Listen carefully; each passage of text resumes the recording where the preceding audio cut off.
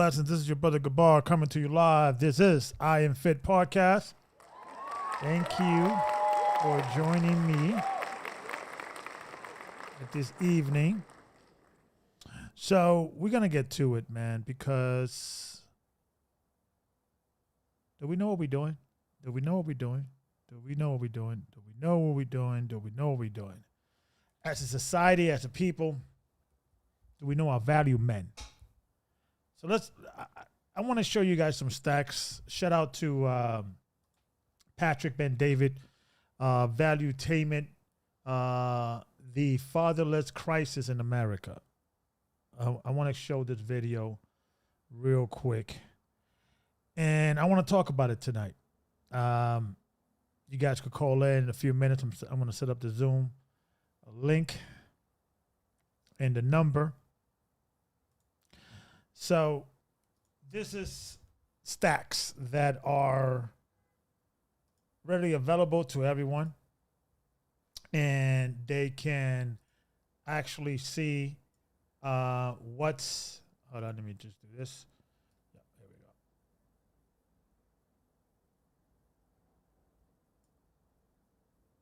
we go. Okay. Yeah, that's fine. So this is, okay, here we go. So we're going to get into the conversation about fatherless. There's a crisis in America. I think we like 23, but we're going to get the stacks right now. Fair use. Shout out to Patrick Ben David, Value Attainment. Fair use. I have some disturbing stats I want to share with you about fatherless homes. And by the way, some of the stats, you know, I've seen this before. I'm going to tell you, when you read some of these stats, you're going to sit there and say, that is insane. By the way, these stats are from 2021 of the impact a father makes in a child upbringing, both a girl and a boy.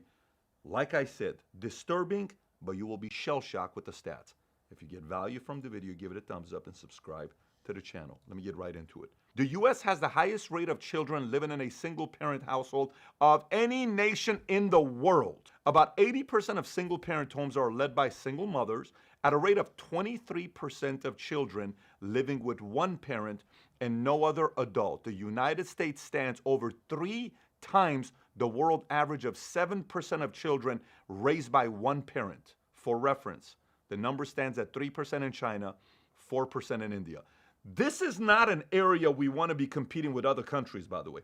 If there is a statistic to not be competing in, this is one of the statistics. China's at 3, India's at 4, the world's at 7. We're at 23% in America, 0 bragging rights. This is the stat everybody wants to hide.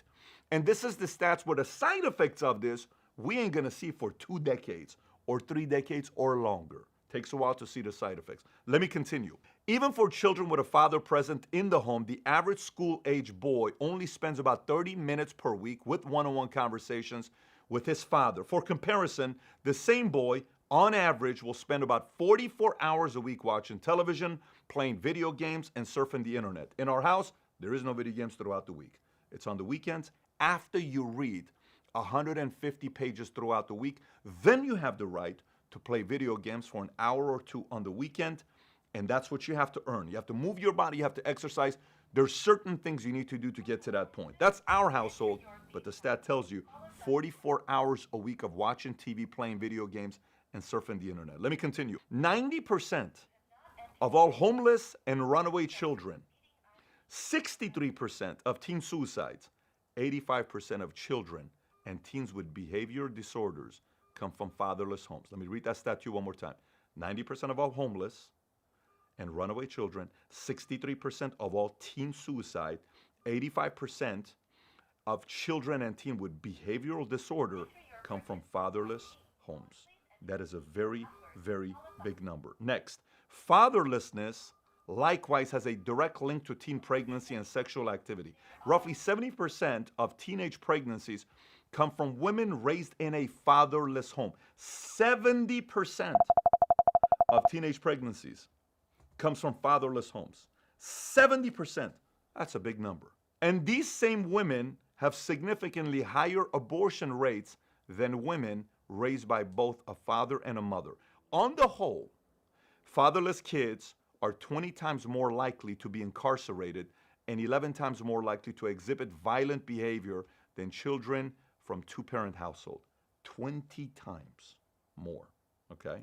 20 times more. If a man and a wife raise a child, they're less likely to end up in jail, but they have the same chances as children raised by just their father. You may already be blown away by the stats before. Pay attention, guys. Pay attention, guys. Know your value. I'm speaking to the men. So maybe come back and let me read this to you and brace for impact if you missed it. Let me read it one more time. Listen. Just stay with me. Don't get distracted. Stay with me. Listen. If a man and a wife raise a child, they're less likely to end up in jail, but they have the same chance as children raised by just their fathers.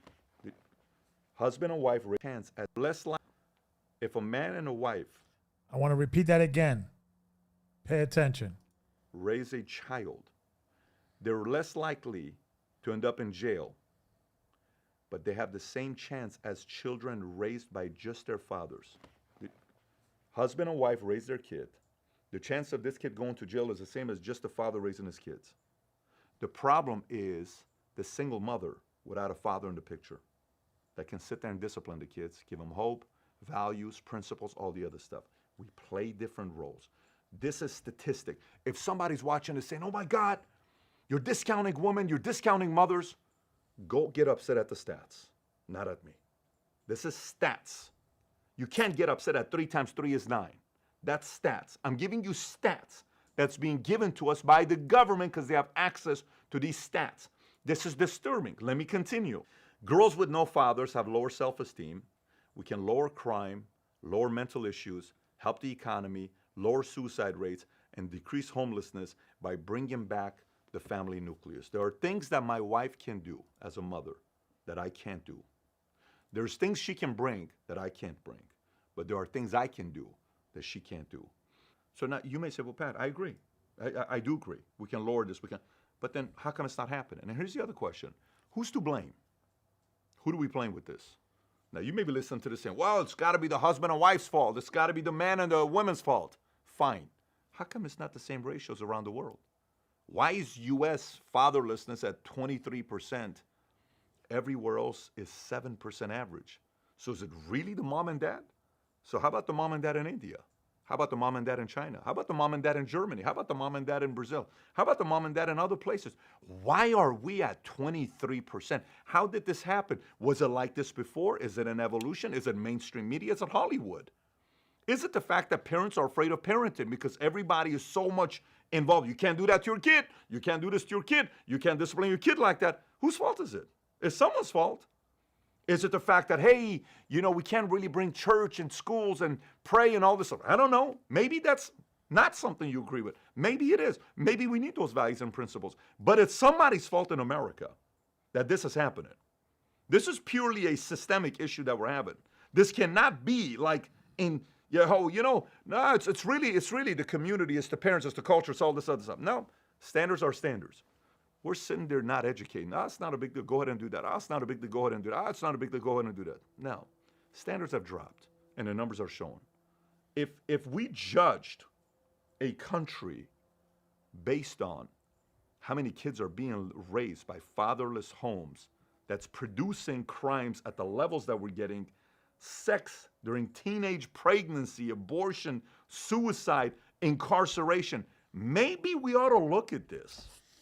Maybe this is very important. Maybe our educational system sucks. Maybe. Kids spend more time around teachers than they do around their parents. Maybe. Who do we blame? The responsibility has to lie on the nation. Maybe we're either too much involved or we're not selling. Take your time to get married. Take your time before you have sex with someone. Take your time before you get pregnant. Take your time before you have a baby. Protect yourself, stay home, do not just go out there and have unprotected sex. Maybe we're not talking about this kind of stuff. Maybe we are, maybe we're not. The stat says we're not selling it in the right way, and we're paying a price for it. If you're in a community that crime is high, Hello, you're feeling it. That's the stance.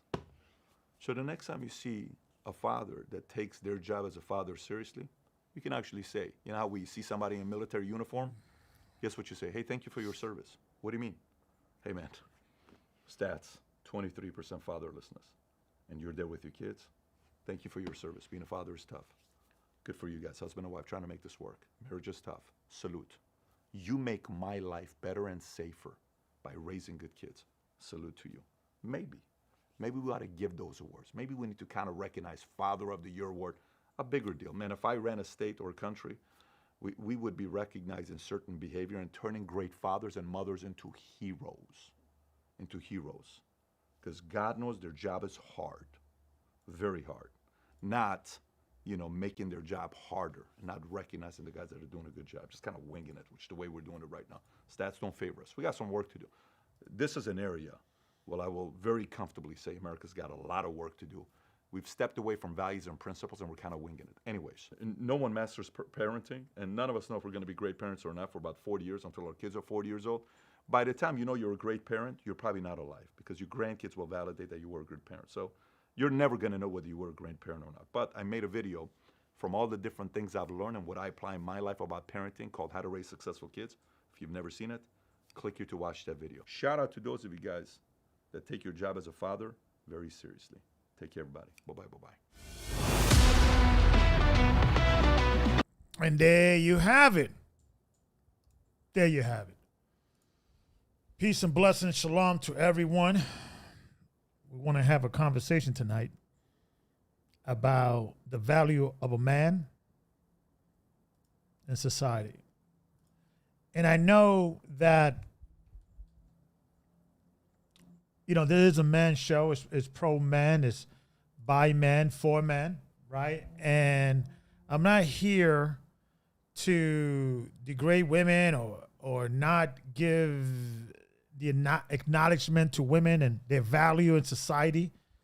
Shalom sisters out there doing the work. But let's have a conversation because I'm a person that loves stacks. I love stacks. I love data because data and good data is brutal, it's honest, has no agenda. Hold on 2 seconds. Let me just, here we go. Let me do this. All right, you guys, shalom sisters. I know you guys are texting. I just want to make sure, or sending me some love notes. Shalom, shalom, and make sure you guys could see it. I see the black fish or the brown fish. Shalom, peace and blessings, brothers. I see brothers out there. Ecclesiastes 3:9, for the blessing of the father established the house of children, but the curse of the mother rooteth out foundations. Damn. And guys, this is about data, information. I was having a conversation with a friend of mine, and I was going over the topic of the show, and he was saying that I was asking him, hey, what do you think that is? It's kind of interesting that children that are born or raised in a single house, specifically single mother house, or with the mother, is a less chance if the father is in the house or the child is being raised by the father. And he said, well, because, women lead with emotions, feelings. Men lead with intellect and reasoning. And I said, you know what? That makes a lot of sense. So let's have a conversation about data. Because data, although is sometimes shocking, like I'm going to give you guys some shocking statistics, and you guys can look it up yourself. Look up in America the states that have the highest divorce rate and the least. Do you know that the conservative states like Texas, Arizona, Florida. These are the states that usually vote Republican. Guess what, folks? Those states, or Republican states or right-wing states, are usually the states or the people that usually get more divorce. Liberals stay married longer than conservative. Look up the stacks. Matter of fact, I'm going to bring the stacks next week. I could maybe bring it up again next week. Just look up the top 10 states, and the majority of them are going to be Republicans or right-wing. So the hypocrisy of that state, of those stacks, that bringing conservative values in your state will prolong your marriage. That's not necessarily true. And I got a theory about that. I want to hear your thoughts about that. But I want to go back to the father thing. Because I think what needs to be discussed and what needs to be known is that there is what's the best way to describe this? A desire. There needs to be an understanding of like, okay, this is not about who's better, but who's fit for what.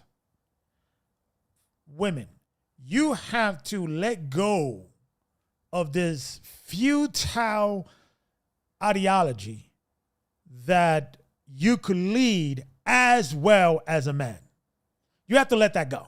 You have to just simply say that it's not true. Can women lead? Yes, but women cannot lead as well as men.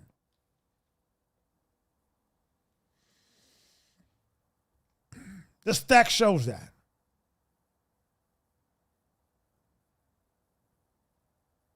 I will let you know that the head of every woman is the man, and the head of the man is Christ, and the head of Christ is God, the Most High God, the great I am. So if that's the case, science or stacks, data shows you that, the Bible's saying that, every civilization that has been successful has been led by men. Yada, yada, yada. I have heard in the past, there's been some women queens and blah, blah, blah. And I get that. But that's not your natural state of being. So what we have to have a conversation is about this. We need to start having a conversation about, okay, if getting a divorce and removing the father out the house. And it's funny how I think in the 60s or maybe in the 50s, they began to give women welfare, but they cannot have a man in the house. Because if the man is in the house, he has to be working, or he should be taking care of the family. There should be no man in the house. I don't know if they did this by design or they did this by accident, but the point is that was a policy that directly affected, our communities. And let's see, my phone's on. Okay, it's good. And there needs to be a conversation. I don't know if there was a policy, a government policy that affected children, right? It affected people of color in a negative way. Should there be a conversation of some form of reversing that,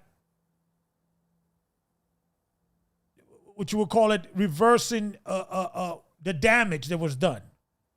Is there a responsibility to the government to say, for many years, and even now, that if a woman is single, she will get more benefits than if she's married, in regards, if people in general, it's like we reward people that are doing sometimes badly or make bad decisions. You made a bad decision. You had a baby with a man. Wasn't married? Okay, we could give you, all kinds of benefit. You did it again, we give you more benefit. Oh, you did it again, you get more benefit. There's an incentive in America to do wrong. Now, I understand the logic behind helping the needy, single moms, and helping people that are down in their luck. I'm all for that. But now we have data. We got information. And the data is that we should incentivize women and men to stay together. I don't know. Let's talk about it. If a couple has been together for like 3 years or what have you, or 5 years, that after every 5 years, the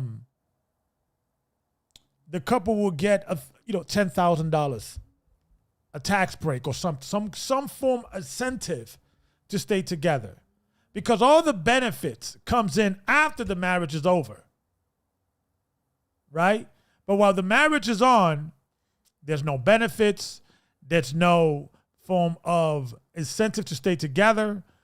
Most couples argue about money. I think money is the number 2 reason for divorce. So if it's money hindering the couple, is it whatever it may be, right? I think the first reason is infidelity. The second reason is money, right? And if these are things that are an issue,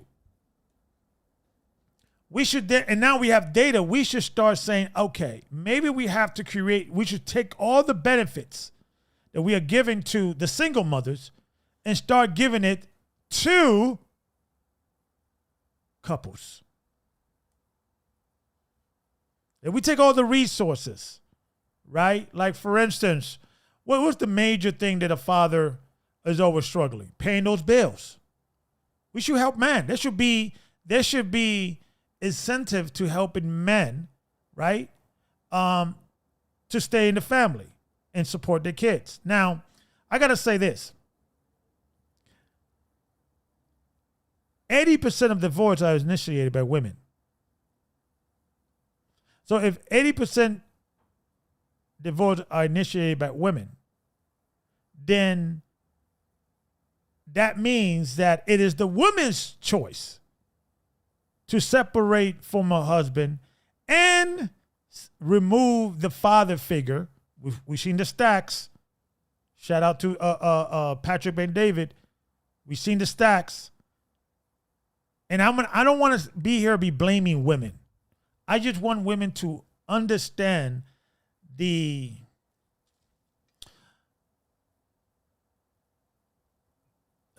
what's the word I'm looking for? When they make a decision, what is the outcome? What is the outcome? What is the risk that they're taking? Because see, the problem with women, and I love you sisters, but you deal always with the outliner of things.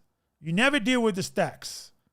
And that goes aligned with women deal with emotions and men deal with intellect, right? So women have to surrender and throw the white flag and say, you know what? This is not my strong suit. But it's going to take a level of humility. It's going to take a level of being humble and understand that the propaganda that is going on within the feminist movement, it's extremely strong, manipulative, and there's pressure, peer pressure by women to feel or to present a certain image. Me and my husband, we're equal. Me and my husband, it's 50-50. These are the brainwashing statements that are being said. Just mentally, psychologically make you think that, and I'm referring to women, that if you say, my husband is my Lord, that's biblical. My husband is the head of the household, that's scientific. We've seen the stacks. That if you remove that man, you are raising the statistics up to 70% of your child, man or woman, girl or boy, depression, criminal behavior, delinquency, drug abuse, depression, suicide. We all see the stacks.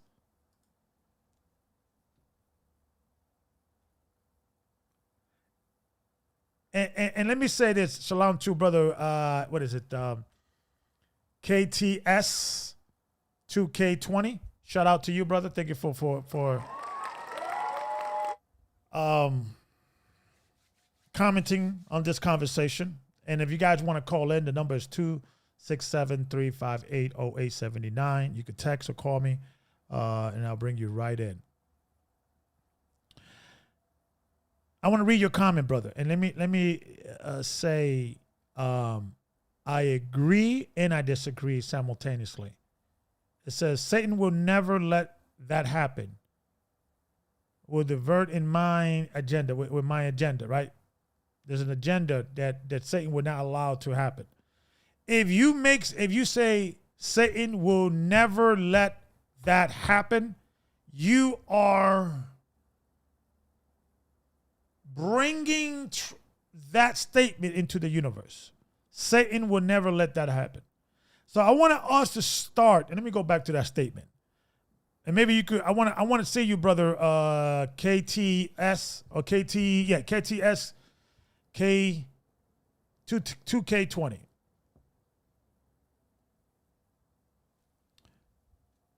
Let's rewrite that. Let's have a different outlook.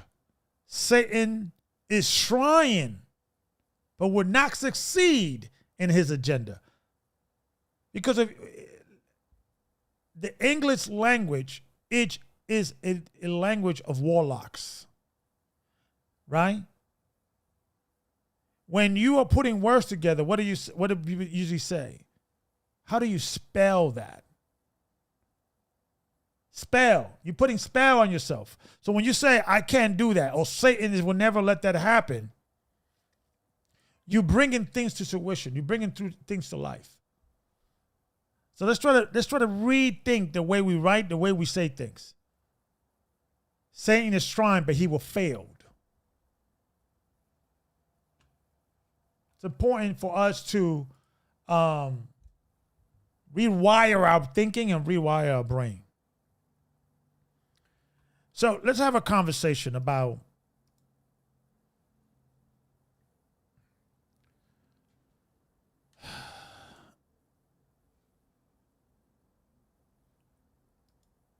there you go. He already lost. That's the energy you want to bring. I could do all things through Christ who strengthened me. That's the conversation you want to have. Satan has no power over me. Those are the conversations you want to be having. But I see your point, brother. I know Satan will try not to let that happen, but you can't stop the will of God. The good guys are going to win. That's the whole thing about this. You just got to have faith. We won already. We just have to endure it. And when you look at the stacks, let me see if I can find the stacks. I think I saved some of the, let's see here if I could find it. Was this it? National Center for Policy and Analysis.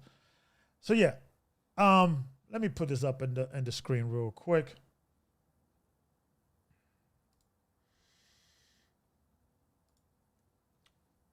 So this is the National Center for Policy and Analysis. I could put this link. Let me put this link over here for you guys. And these are the things you guys, should be looking into, right? 2 seconds. Let me just do this. And do this. Do this. Do that. Okay. I put the link there so you guys have it. Okay. So look at the stacks here.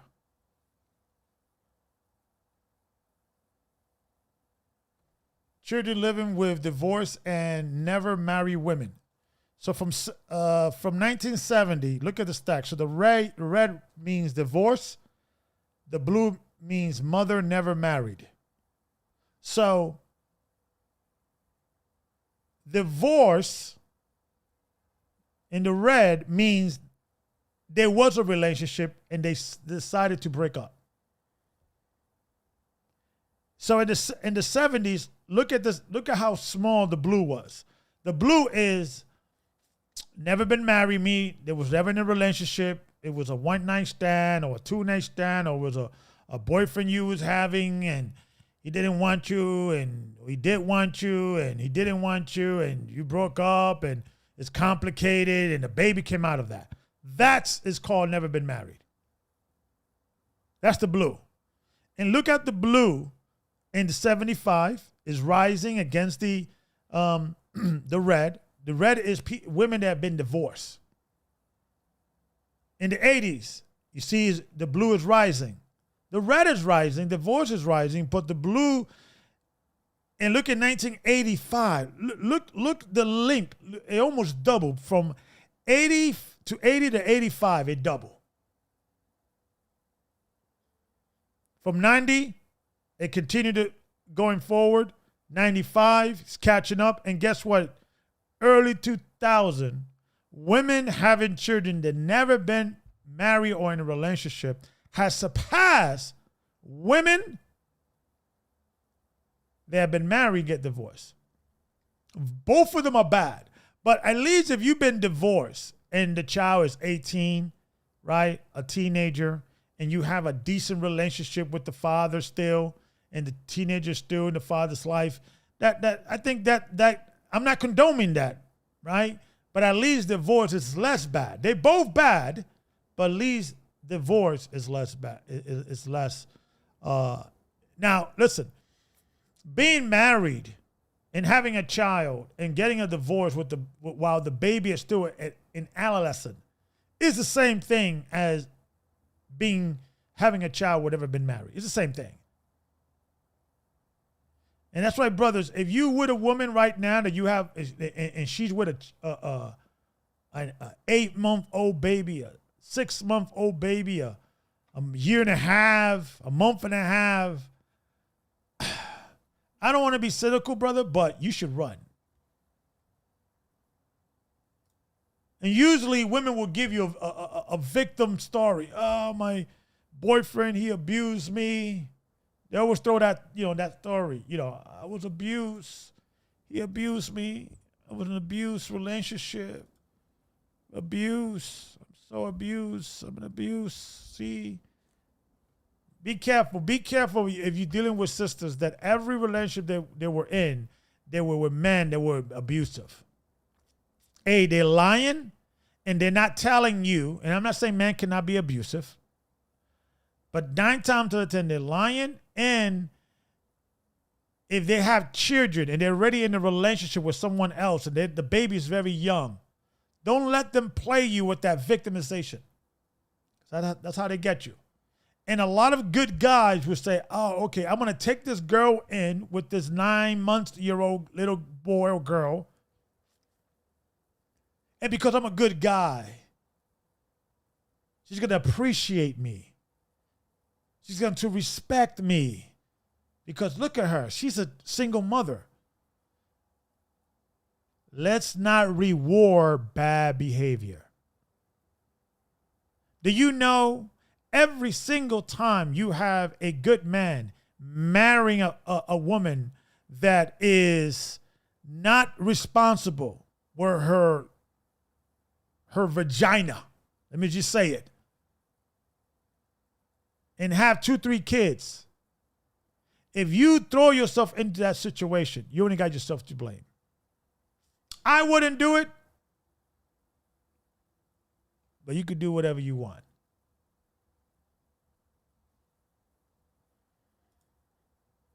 We have to start, listen, guys, brothers, I'm going to get to you ladies in a minute, but I want to talk to you guys first.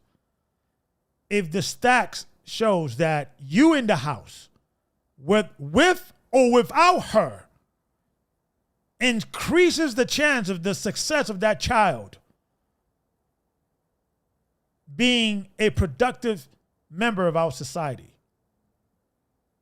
you coming in with all with all the chips, if you will. I'm not saying women are coming with some chips. They are. But you have to come in with the understanding of your value. And see, and this is not the women's fault, because I think women are the weaker vessel. Well, I know the scripture says so, so it's real, right? It's true. And they're going to lead through emotions. They believe, women actually believe they could raise they could raise children as well or even better than men. They believe that because that's where they've been brainwashed.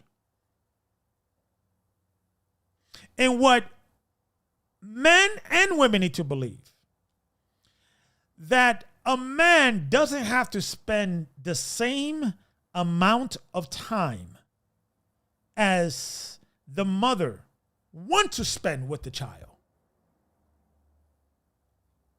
or is spending with the child to be effective. Let me explain. Men usually are out there working, right?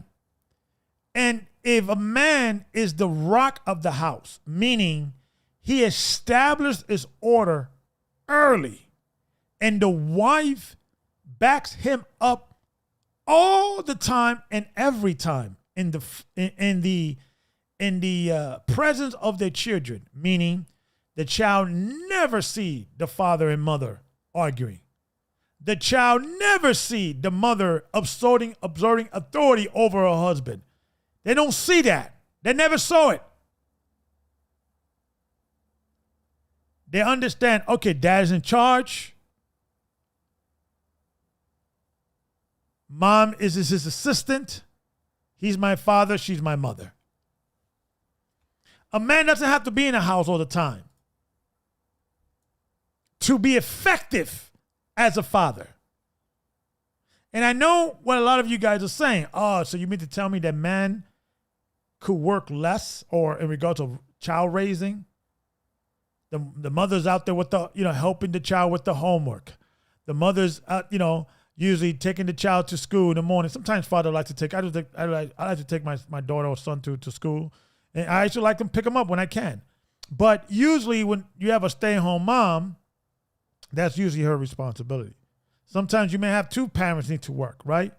But if there's established that the father is in charge, the father doesn't have to always be there checking for the homework. If you establish the order that dad may come and check my homework whenever time he wants,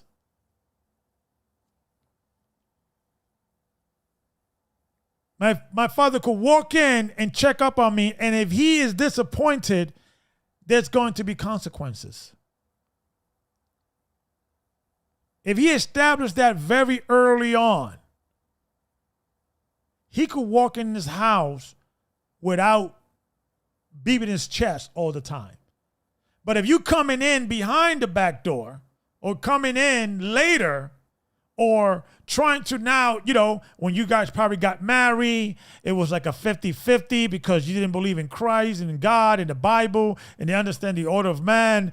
And now you're trying to establish that, but the wife is used to doing her things her way. Then you're trying to lead the family. Sometimes old habits die hard. Old habits die hard.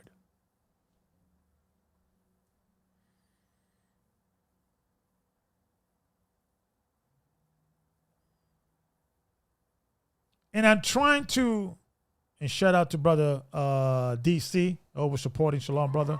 Good seeing you. All praises, all praises. He says, never date a woman who just had someone else's kid or child. I agree with that. That should never be something that it should be a situation that, a man should not go in there with two open eyes and knowing the stacks. And that's why women, listen, I know when you're young, dumb, and full of estrogen, you start falling in love with the pretty boy Floyd, in the neighborhood. He has sex with you in the basement or beyond the stairs. A baby it comes out. He wants nothing to do with it. Because every single time there is a young girl who is like 20 or 22 and it's a baby and she's a nice girl, yada, yada, yada. If you ask her, did your father approve this particular relationship? Did your mother approve this? Oh, no, I used to sneak out when our parents was at work, or I really love him. I'm telling you, sisters, you have to protect yourself from yourself, sisters. You're weak when it comes to certain things. You're efficient when you are in a safe, protected environment. That's when you're rocking. When you're in a safe environment, you're constantly thinking of protection and how to make things better. That's when you're rocking. But when you're following your own emotions, watch out. You're not as and I'm not saying that men are not idiots either, but what I'm saying is women lead through their emotions. So you have to protect what is between your legs, because what is between your legs, sisters, could destroy your entire life. And you have to understand that you could do a mistake, but just because that mistake was a mistake, it doesn't mean you're going to learn that mistake, because you move through emotions.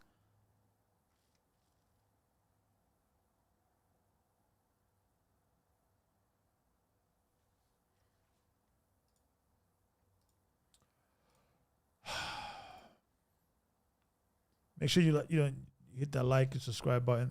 I appreciate all the brothers and sisters are always helping out.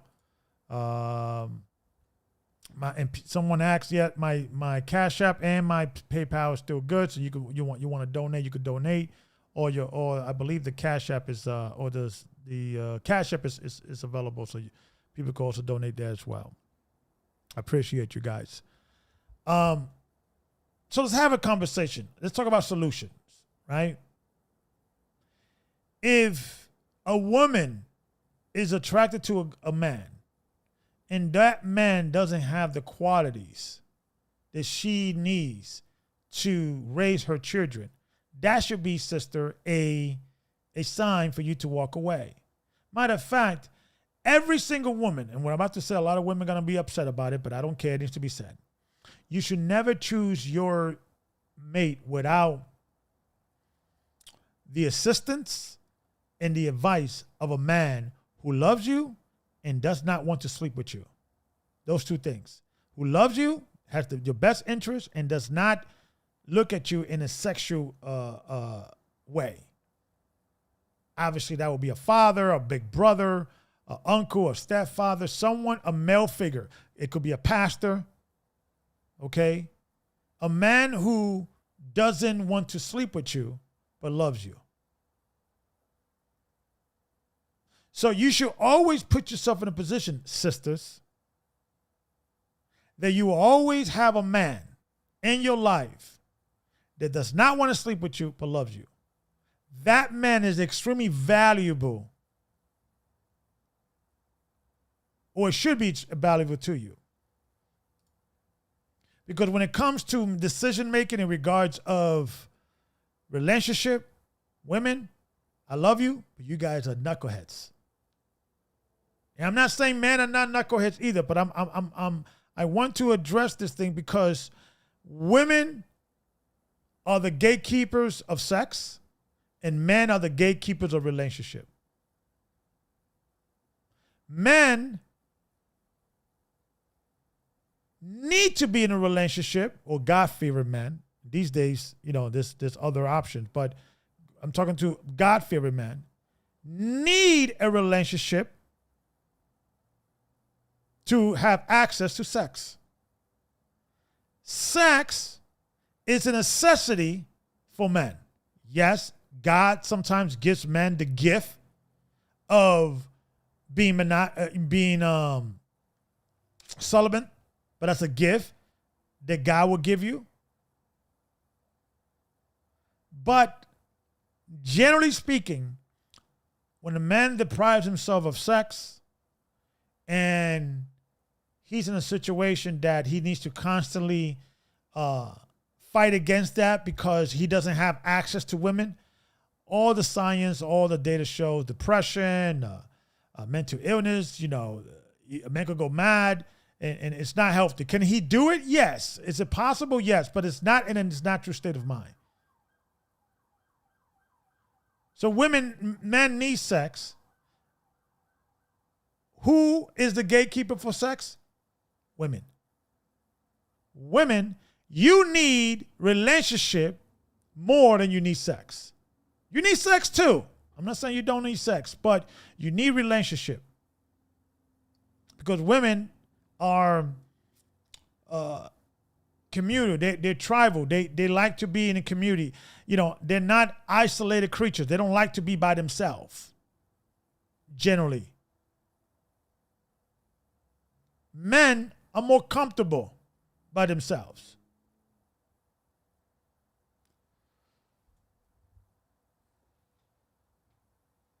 Men don't need much. Your wolf pack, you're good. 2 or 3 guys, friends of yours, you hang out. That's all you need. You don't need to be people running around your house, so for so on. Generally speaking, I don't deal with outliers. Let me explain. Outliers are people that don't fit the norm, the statistics. I always deal with statistics. I don't deal with the outliners. It's like women, right, will hear the stats that men that are making 6 figures are like 10% or 15% of the population, probably less than that. Hey, Google, how much percentage of men make over $100,000 in America? On the website CNBC.com, they say just 11% of women make $100,000 or more on a national level, whereas 21% of men do. Okay, I didn't ask you about women. We live in a... How many men... Hey, Google. How many men make over $100,000 a year in America? On the website supermoney.com, they say, according to the U.S. Census Bureau, 33.6% of U.S. households earn $100,000 or more. You notice how Google never answered the question that I'm asking? I didn't say household. I said men. But anyway. But what I'm saying is it's a low percentage, right? And women will say, okay, I'm going to go with the 10% because I believe in love and miracles and I know somebody. Okay, shout out legit 1611. 21% of men make over $100,000 a year in America. And usually men achieve that later on in life, okay? So women by default, because they're the feminine energy, they always deal with the mercy, compassion, second breaks, third breaks. Men usually deal with judgment, order, structure. When a woman is dealing with structure, order, judgment, that's not her natural state of being. That's not her essence. Her essence is compassion. She, is usually the man that is about to bring judgment, and it's usually the wife that sometimes say, well, baby, maybe, suspend him. I mean, not suspend him, but ground him for a week, not 2 weeks. Right? So is that balance? So I think there's a conversation about how can women become more feminine and submissive and understanding the importance of men.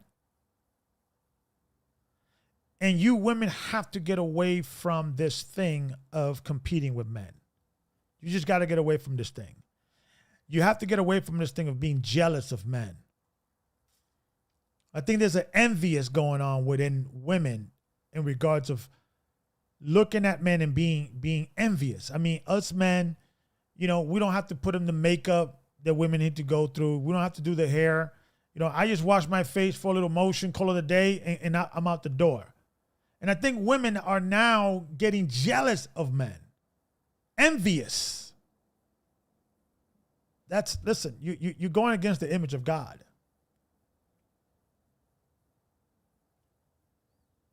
And I think men have to start knowing their value and say, wait a minute, you know what?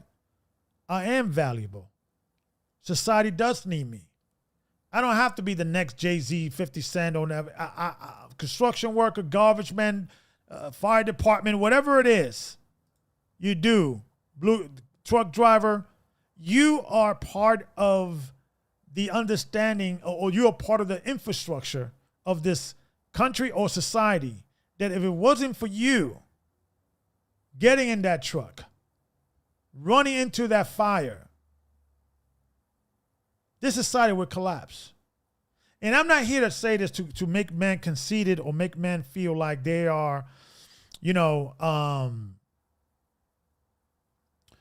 walk around like their ish don't stink. That's not what I'm here to promote. But for many years, men have been told they are worthless. The women, you live to make a woman happy, a happy wife, happy life. That statement is from the pits of hell. A happy husband, a happy wife. The foundation of the home is the man. The man has to say, I want to be here. If a man is remember, the man is the gatekeeper of relationships.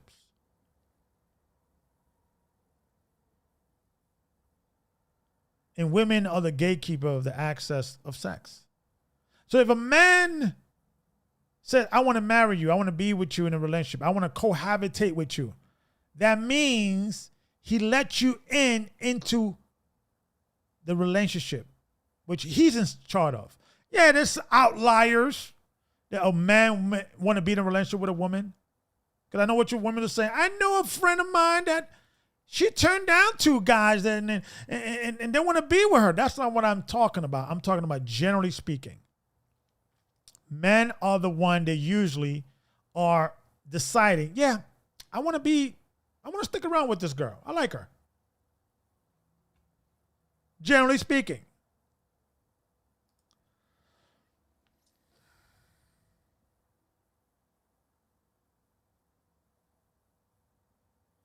Because it's one of these things like this, man. If we are not competing with one another and we are appreciating and understanding our zone, then women could say, okay, how can I convince a man to stay with me for 5, 10, 15, 20, 30 years? How can I convince a man to stay with me? Not, I want to know what he does for me. He wants to, he needs to make me happy. He needs to, love me. He needs to, convince me that he's worth my love. That's the wrong way of doing it. Because listen, romance, the term romance comes from Rome. And romance usually happens before the guy enters the vagina. Right? Let's talk about it. Before he's seen you naked, oh, forget about it. He's taking you out. He's looking into your eyes. He's attentive. He's laughing to your jokes. He's a gentleman. And I'm not saying man should not be that, but a lot of that romance that has been promoted in this society It's just simply the manifestation of man just wanted the cookie. That was out.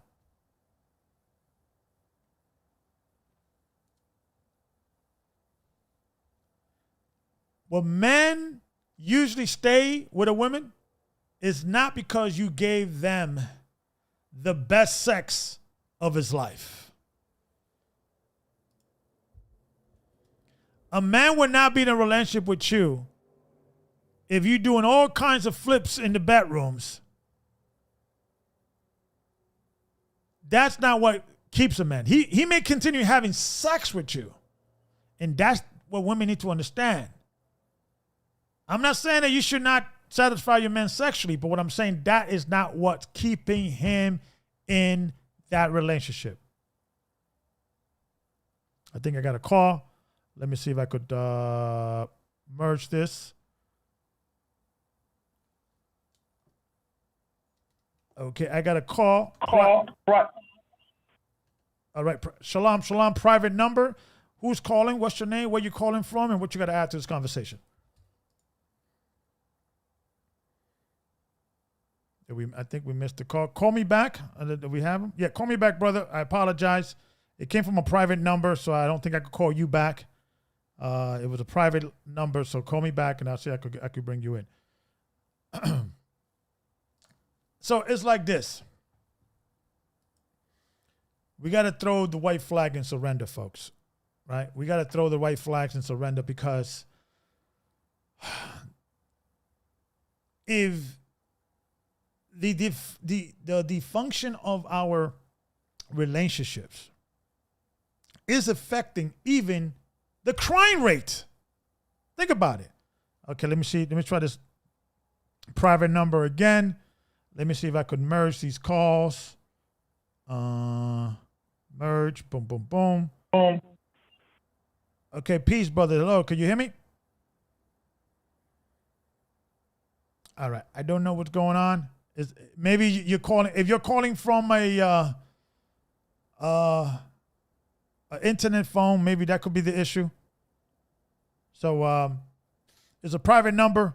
I don't know if it's one of these, but try to get like a landline, okay, and see if we could try again. So, or try from a different number, if you don't mind. So it's like this, folks.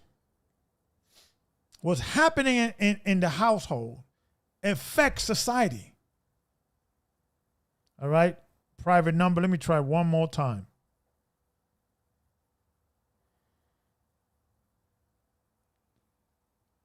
Let me try one more time.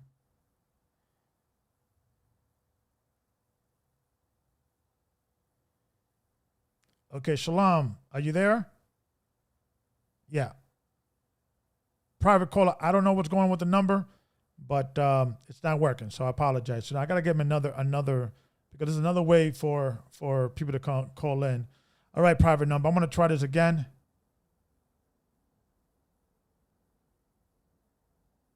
No, I'm going to merge call.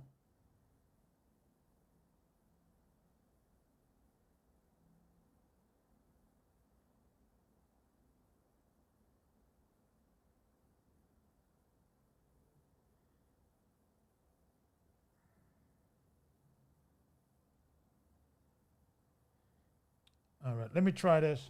Hey, private caller, what I'm going to do, I'm going to call you my other number, since it has let's see if we could try this. And then I'll give me I'll fix the problem.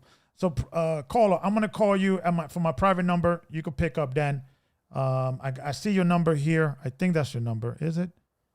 Wait a minute. Private caller, if you could text me your number, I could call you from my other number. Oh, let's see what we got here. Hold on. Washington, D.C., I got you too. Hold on. I have to go back into, hold on, 2 seconds. I have to go back into the Zoom. So bear with me. I have to go back to the Zoom because it kicked me out. So let me call the Zoom number. Okay, let me call you guys back. I'm getting some phone calls, so bear with me. Enter your meeting ID followed by pound. Let me throw in the log back into Zoom, so the audience can also hear. Enter your participant ID followed by pound. Otherwise, please enter the meeting password followed by pound. You are in the meeting now. There are. All right. Let me see if I see. But there you go. All right, and I'm gonna try to see if I could. Let's see here.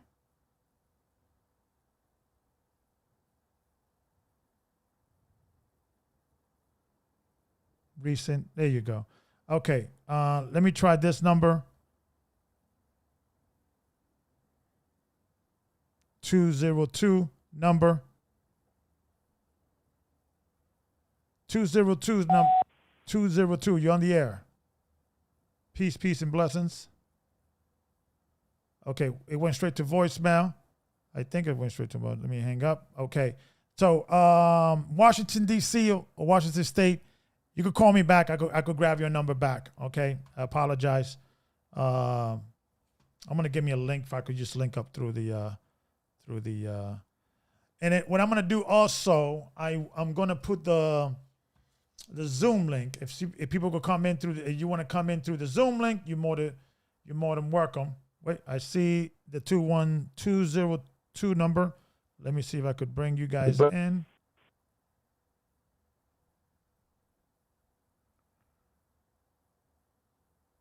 Peace, brother. Can you hear me? I don't know what's going on with my phone today. Wait a minute. Let's try this again. Put on hold.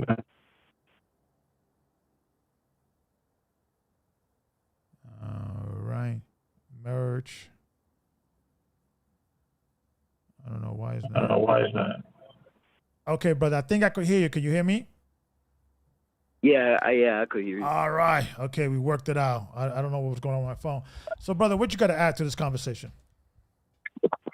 Yeah, I feel like a lot of fathers aren't responsible, and they're leaving their children out here. And it's not really fair for the children. And why do you think they're leaving their children? What do you think is what is causing these relationships, to be the scenario that the father is not in the home? Be honest, probably not in their homes. Probably because, some couples they're just not meant for each other, and over time they just realize that, and they could just realize that day one, So sometimes couples sometimes break up because they realize, hey, we're not compatible. Hey, we're not, we're falling, out of love, or or whatever it is you hear these days. But there's the problem I have with that.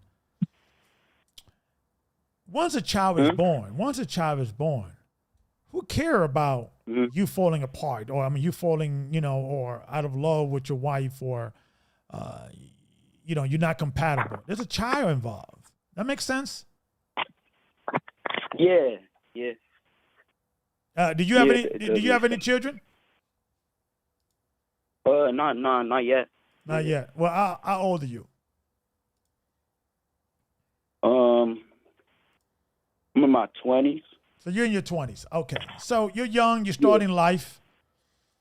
Right? Yeah. And that is I think the dilemma, being a 20-something-year-old man. You're just starting your life, right? I don't know if you live with your parents or you just recently stepped out of your parents' home and on your own, but you're just starting life, right? And it's like, it is the worst time for being a man because you're young, you're probably horny all the time. I know I was, right? You have all this temptation, right? But you're not ready for a relationship. You just want sex, right? So I understand. Right? You get what I'm saying? It's like you're young, you're not ready for a relationship, but damn, that booty that's so down the street, right? Damn, that video. Damn, that, right? It's because, you know, sometimes some people have more maturity than other people, you know. Some people know that they're not ready for children. You get what I mean? Right. So what do Yeah, you and then other recommend? What do you recommend? Because you're in your 20s, right? You know, I'm a Yeah. straight shooter. Are you engaging in sex? Are you in a relationship right now? Do you have a side girl? You got somebody who's complicated or is complicated? Are you actively having sex? If you don't mind asking, and you don't have to answer the question if you don't want to. You know, I'm not going to say if I do or not, but one thing I am going to say, if, like, you're young, you know, just be safe about it, you know? So if you're young, okay, so let's talk about that. Let's talk about being safe. Mhm. I am a Christian, so Yeah. I believe that we should wait before marriage, but I'm also a realist. And I'm a male activist, and I believe as an older man, gone through all the issues. If I knew now what I knew then, this is what I recommend someone who may be struggling with that. Yeah. Condoms, right? Get a Yeah, disease check every year, once a year. Make sure you don't have any diseases. I will even recommend for a man to get an acceptomy. You know what that is? A what? An acceptomy is when you is a vein right under your testicles to remove the ability for you to have children. It could be reversed very easily. My brother did it actually. And God forbid, right? You're not careful. You don't wrap it up, right? Because let's keep it real. A lot of young men don't like wearing condoms. What was that basketball girl, you know, who was sleeping with a lot of basketball players? You know what she said? It's like a lot of basketball players don't wear condoms on me. So we have to be real within our ability to resist women, and we have to be honest about it. That makes sense. Like we have to respect it enough to say, you know what? I could fall, so I should be ready. And it all depends how mature you are, right? You know, it's usually, listen, it's usually the woman bringing the condom, not the guy. It's usually the woman telling the guy, no, we should not go raw dog, right? It's usually the woman responsible. And I'm telling you, brothers, it's time for us to be responsible and take on the responsibility, because it is our seed that brings life, not the woman. The woman, all she does is nurture the seed. Yeah. So if you're young and you cannot resist yourself, you gotta protect yourself, because these babies are being born, man. These babies are being born. Yeah, like you said, I mean, if you believe in God, then wait until marriage. But if you're the type of person that just can't wait until marriage, or you just don't believe in God, I mean, you safety, you know, be responsible. Right. Yeah, because the way I look at it, 20 years from now, that kid who has been born out of wedlock will be bugging me, robbing me. You get what I'm saying? So if the statistics shows, did you show the video with Patrick McDavid? The first video I showed in the beginning. If you didn't, you could go back to it. But he showed the stats that if a father, right, is out the house, the chances of that child becoming a criminal, depressed, suicide raises by 70%. You know what's another crazy statistics? If a child is raising, and I'm going to ask you this question, who do you think they will have a better chance for success if a child is raised by his father or her father alone, or the mother? Who do you think will have a better chance for success? I mean, obviously, if they had both parents, they would be more successful. But if it's either, you got to pick the father or pick the mother. Which two? If you have to be raised by the mother or the father, you have to pick. You can't be raised by both. Which of the two you think the child will be most successful, statistically speaking? To be honest, Yes. I would say mother. But yeah, I would say mother. Mother. But you know, according to the statistics, and that's why you should watch the video when I first, you know, when you I first started the show, is the father. The chances raised is 70%. Listen, this is not a matter of opinion, my brother. Yeah. You get what I'm saying? It's a matter of opinion. Because listen. Oh. You know what's also the problem? A lot of men that were raised by mothers start thinking like mothers and start dealing with emotions. Now, yes, if you would have asked me prior to me looking at this text, I would have said, yeah, most likely would have been the mother, right? But let me give you another shocking stack. Let me give you another shocking stack. Let me show you another shocking stack. A child has the same chance of success if they're raised by the father and mother, is almost identical if the child is raised by the father alone. These are not opinions. These are stacks. These are statistics. Yeah. You know, I don't think mothers could really raise a child by themselves. You know, that's why most mothers that try to get, like, you know, get a couple to help them on the way. You know, fathers that are by themselves raising children, they don't go out there saying, "Oh, I'm just like a only father." No, you know. And then if you see a mother that's raising them by themselves, you know, she goes around saying that she does that, you know. And fathers, you know, they actually care about their children. You see them going around in the park playing with them. Well, it's not. Listen, I want you to look at this from this perspective, young man. That it's not that mothers are doing a horrible job. That's not the point. No, they're not. It's like this. It's like this. Well, they actually care about. Yeah, they care and they love their child more than anything else. That's not the problem. The love part.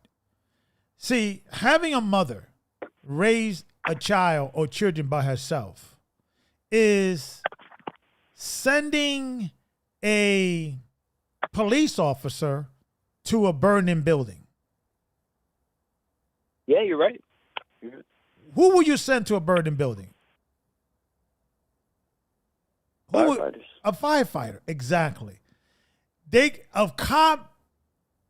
What he's gonna do? He has a gun. He has a mace. All he could do is call the fire department. He's inequipped. It doesn't matter how hard he tries. Right now, he could probably figure out how to turn on the water. He could probably help some people get out the building, but that is not his expertise. See, women are not built to raise children. They're built to nurture children. Is a difference. Raising a child, when you raise a child, what do you need to raise a child? What is the building blocks of raising a child? What does a child need to have success? Do you know? I mean, I'd say, you know, they need love. They need, I wouldn't say money directly, but you know what I mean. They need a good finance life, good childhood.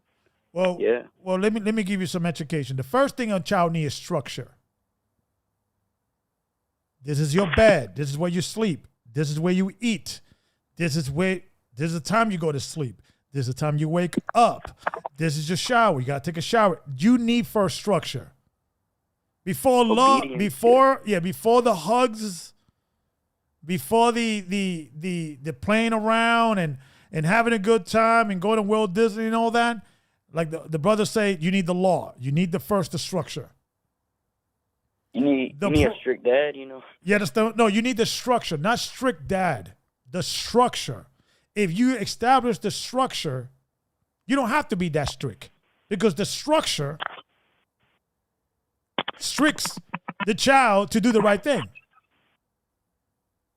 Mm-hmm. So the problem is that when we start a relationship or we start any parenting or relationship without first structure, guidelines. That's true in a relationship. That's also true in raising children. And the best person to establish structure is the father. Why? Because a mother loves unconditionally, right? So the child, right? She got a son. He's a teenager. He's outside. He's having sex with girls. He's getting into selling drugs, buying drugs, taking drugs, hanging out with gangsters, robbing banks, getting into fights, stabbing people, right? Another man needs to come in. A man needs to come in. And usually, if a child is already doing that, it's already too late. That's why in the beginning, you have to establish structure. Yeah, because, I feel you on this one, because if a mother saw their child doing drugs, I would think they would just start crying. But if they had a dad on their side, obviously they would correct all of that. So I think, your ass. Yeah. Right. Well, but it has to start early. And where brothers need to understand and listen, you inserting your penis in a woman's vagina, unprotected, you are at risk. Listen, you at risk by producing a child that's going to probably be a criminal if you are not ready for fatherhood. Because women are open their legs, but are the men that are entering it. And you guys are the one that are creating life. So that's why I promote brothers to say, listen, use condoms, use some form of protection, understand that the minute you having unprotected sex, you at a risk. Even if you're planning to pull it out. I want to pull out. You know how many children are alive today because the father was planning to pull out, but it didn't work out that way? So men have to understand and respect their loins, like respect the fact that I could become a statistics if I'm in the wrong scenario. You're not as strong as you think you are. Go ahead. You were about to say something. That actually happened to my uncle once. You know what I'm saying? What happened to your uncle? He wasn't ready. He wasn't ready. So basically, he pulled it out. He's not ready, and he left. Yeah, it's called pre-cum. Yeah, he left. You ever heard of that term, pre-cum? Yeah. I'm going to give you sex education today. You have the sperm, and you have the semen. The semen and the sperm are one. And sometimes you have what you call pre-cum. Though pre-cum sometimes have little babies flowing in it. And if they get into the egg of a woman and you didn't even come in her, you're like, I didn't come in you. It's called pre-cum. Look it up. Yeah. Right, so every single time a man have sex unprotected, you don't want to have a child. You just want to have a good time. You are contributing to the stacks. Because that child, right? Because at that point, not every child, but a lot of children are born unexpectedly. I didn't want a child. I just wanted to have sex. But man need to start saying, listen, this is what I recommend a lot of brothers, they are listening to this channel. If you cannot control yourself, and you don't like wearing condom, get an acceptome. You could freeze your sperm. You could freeze your semen. If God forbid something goes wrong, in acceptome, you have to do at least yearly checkup because the vein that connects the semen to the sperm gets cut off, so there will be no access. You can still ejaculate. Nothing changes, but you don't produce any children, right? But that vein could regrow, so you have to do checkups, right? That's okay. And that's the best birth control for men. because there are birth controls out there for men, but they've been ineffective because the less your testosterone and you walk around like a zombie, you don't want to deal with that. An vasectomy is more the natural way and most effective way for you to not, birth control for men. That's the best way to describe it. And these things I was not educated on when I was in my 20s. Like, I don't know I could do that. Because, I have a son. And that my son, Ethan, was unexpected. I was doing the same thing. I was with my girlfriend, 17, 16. I met her when I was 16. She was 14. We was banging like rabbits, having sex all the time. And we thought.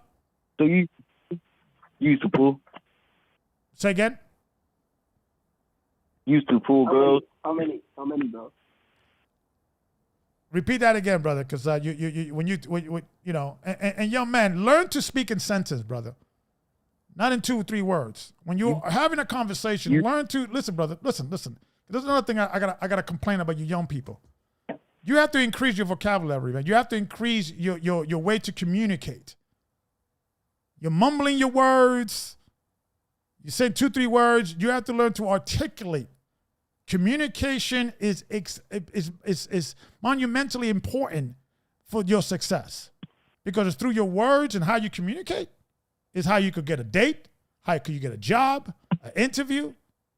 So, brother, when you're talking, let's have a conversation. Let's get away from the ebonics, right? Yeah. Let's have a conversation. Be a man. You know what you should do, brother? Get a dictionary. Try to learn a word every day. Try to use a word that you don't use. So you don't say, you bang her. How many girls you could pull? Let's go the ebonics. Let's put away the childish thing, my man. Right? Yeah, see, when I was younger, I used to use Duolingo as my dictionary, and that helped me a lot. But repeat that again, because I need you to speak clearer in the mic or in the phone so I can hear you. I'm gonna raise this thing up a little higher. Go ahead, brother. Speak again, because I cannot hear you. I speak Duolingo. I'm actually an immigrant, so I was born here, but Duolingo helped me a lot. It's basically my dictionary. Okay. So where you originally from, brother? Mexico. Okay, brother. Well, listen. The way you have to operate, brother. Mexico. Listen, the way you have to understand. Reject the United States urban culture.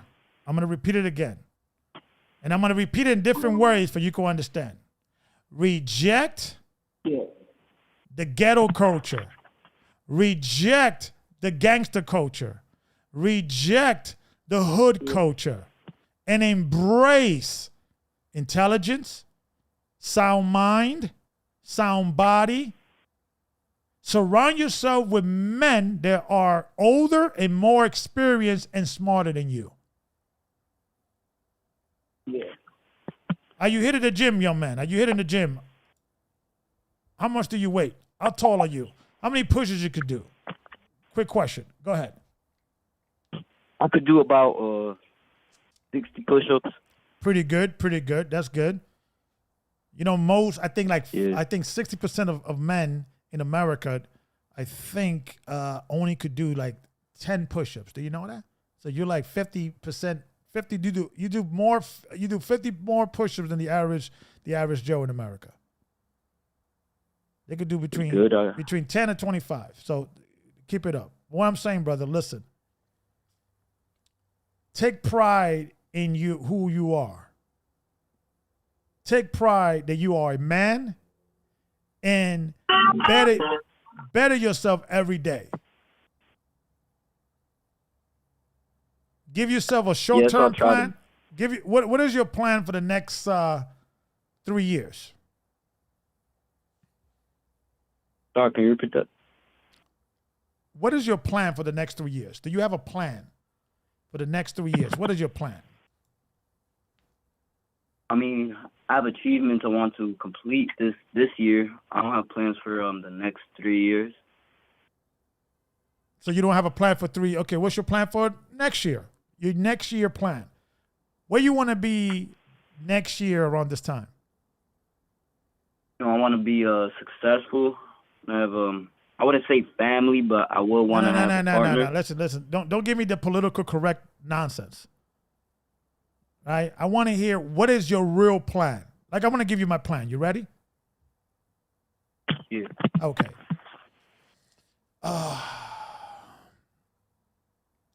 But the plan for next year, I would like to take this podcast. I want to have 10,000 subscribers by next year. That's my plan, right? I want to compete in Brazilian Jiu-Jitsu, so I want to get in shape enough for I could compete in that field. I want to get my money up. By next year, I would like to have $50,000 in the bank. I'm not there yet. If I could start investing in some real estate. Shout out to Brother Reggie, Count the Cost Podcast. Check him out. He's doing his thing. Right? I want to bring my waist down to like from 36 to 32. And I'm saying these things, right? Because when you every single time I have a young man like yourself, even a young lady, and I ask that question, they usually give me the politically correct answer. Now, if you don't really have a plan, that's okay. Year out. Do you have a month's plan? Do you have a month plan? What you want to do for next month? What you want to achieve next month? I'll let you talk first. I'm sorry? I'll let my friend talk first. No, but I'm asking you. What is your plan for next month? And if you don't really have a plan, you could say that too. Make sense? Yeah. So what is your plan for next year, the next 6 months? Do you have a plan? Do you have a purpose? Is there something you want to achieve?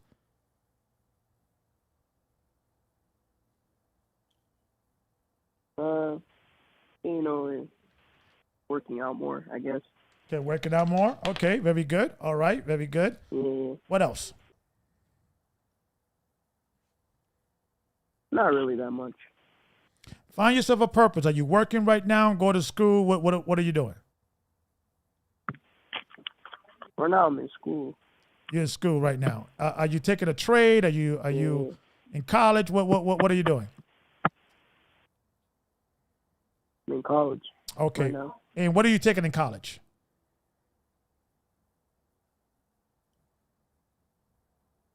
Right now, like to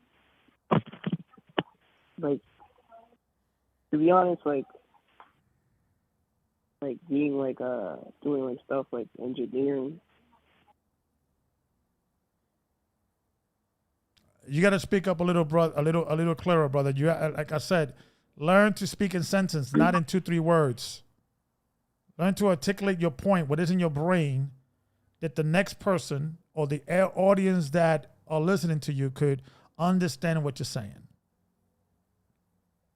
So what are you taking in high school? What is your major in high school? In college?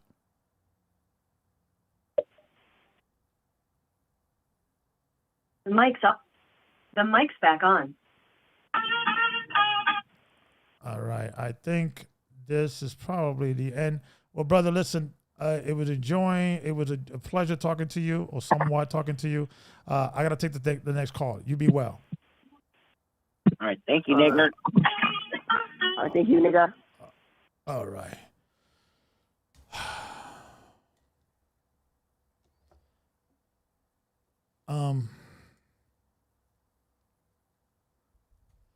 I don't mean to be offensive, but it's I hope that kid was lying to me and not in college. And let me explain why. Because if those are the kids or the young people, he's in his 20s and he's in college and he cannot even articulate a thought without, it was a struggle. It's like pulling teeth. We got to do better, folks. We got to do better. And sometimes, man, I look at the next generation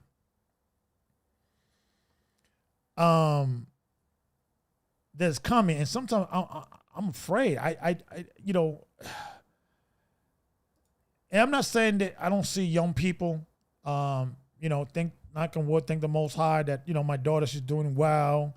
I think my daughter has a good circles of friends. Sometimes I see these young people, man, it's almost scary. It's almost scary. I don't know what it is. I can't relate to them. And they don't really have like a purpose. Like, because when I was a young man, even if, you know, I had a stupid purpose at that time, and I don't think it was that stupid. It didn't work out. But when I was a young man, I was a karate head. I wanted to be a kickboxing champion, and I used to be in the gym kickboxing all the time, Thai boxing, into mixed, you know, eventually when mixed martial arts came in. That was my dream. And then once that didn't work out, I had to change a different method. But I always had like a purpose. Like I wanted to do something, regardless of what it is, right? But these days, kids or young people don't really have like a purpose. Is it me? They're just going through the emotions. And that's why when I asked them what you want to do in 3 years, and he said, well, I want to be in a relationship and yada, yada, yada. He doesn't even know what he wants to do. I'm smart enough to know and wise enough, and that answer is a generic answer that he thinks what I want to hear. He doesn't want to know. And it's okay that he doesn't know. It is okay if he doesn't have or found what is his purpose. That's why if you're having challenges, what is your, if you're having a challenge and trying to figure out what kind of career you want to take, what kind of woman do you want, what kind of, job you want to have, what city you want to live in, if you don't know, my advice, have these basic, fundamental things in your life. And I'm going to add a 4. Make sure that you are physically fit, mentally, psychologically, and socially, physically, right? Make sure that you are all there. If there's anything holding you back from being a well-rounded individual, physically and mentally, psychologically, get that out the way. Whether you need counseling, or whether you need to work some things, some trauma, yada, yada, yada, so forth, so on. I think physically, and also be physically fit. And understand and get this through your thick head, young men.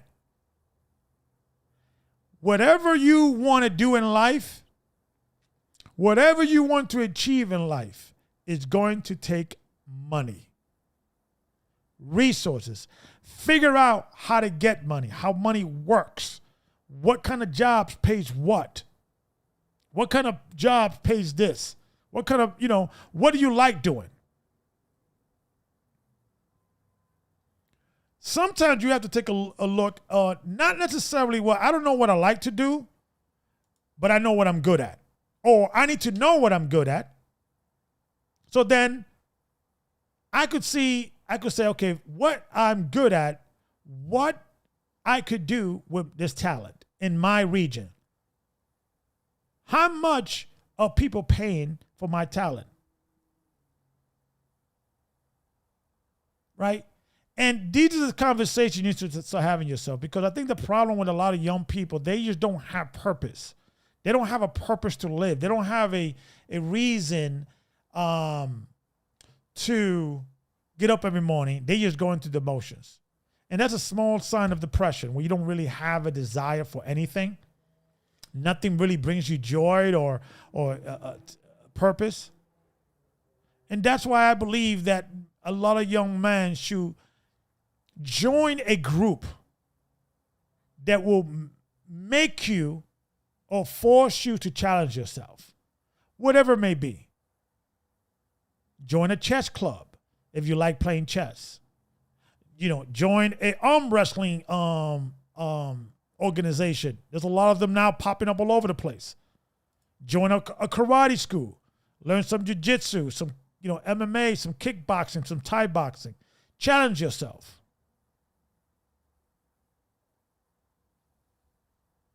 Learn how to camp. Know how to put up a tent and fish. Just basic stuff to challenge yourself. If you do not know to do much things, if you don't have much skills or much experience, get those experience and get those skills. But I appreciate you, brother, calling. I believe it was from Washington, D.C. If anybody wants to call, I don't think my phone is accepting private calls or private numbers, but and I can't call you back if you do call me from a private number. But if you could text me your number, I could call you as well. Okay, TAHKI says, my younger brother lives to get high daily. I try to convince them to travel with me, but it's all about the tree. I guess getting high all day. Yeah, that's what's going on today, man. And listen, guys, you have to look at yourself. The men that are thinking like what I'm thinking, purpose-driven, are constantly watching the prophecy of what's going on, because you don't have to believe in the Bible to know that, there's some interesting times are coming. If you're not preparing and, you're trying to wait for the next generation, maybe it's not up to the next generation. Maybe it's up to us. Maybe we are the generation. And we're waiting for the generation to come. I don't know, folks. All I'm saying is that we need to do better. We need to do much better as a people. And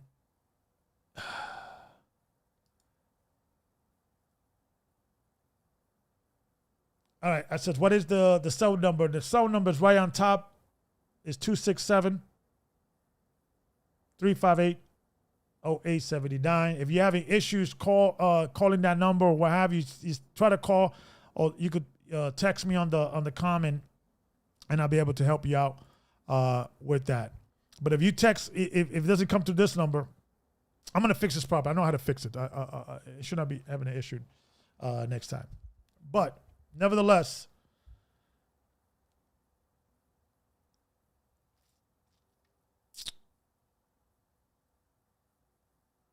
if you have a nephew, a young man living in your building, a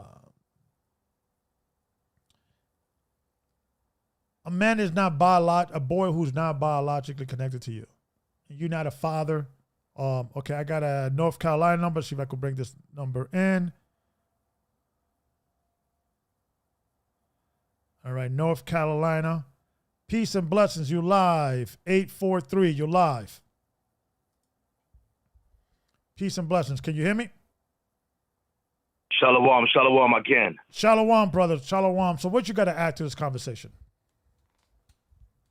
Oh, gosh, this is Elder Gabar I'm talking to right now. Hold on, Brother Gabar. Let me hang up this other one. No problem. I didn't even recognize your voice over the phone, sir. Yes, sir. One moment.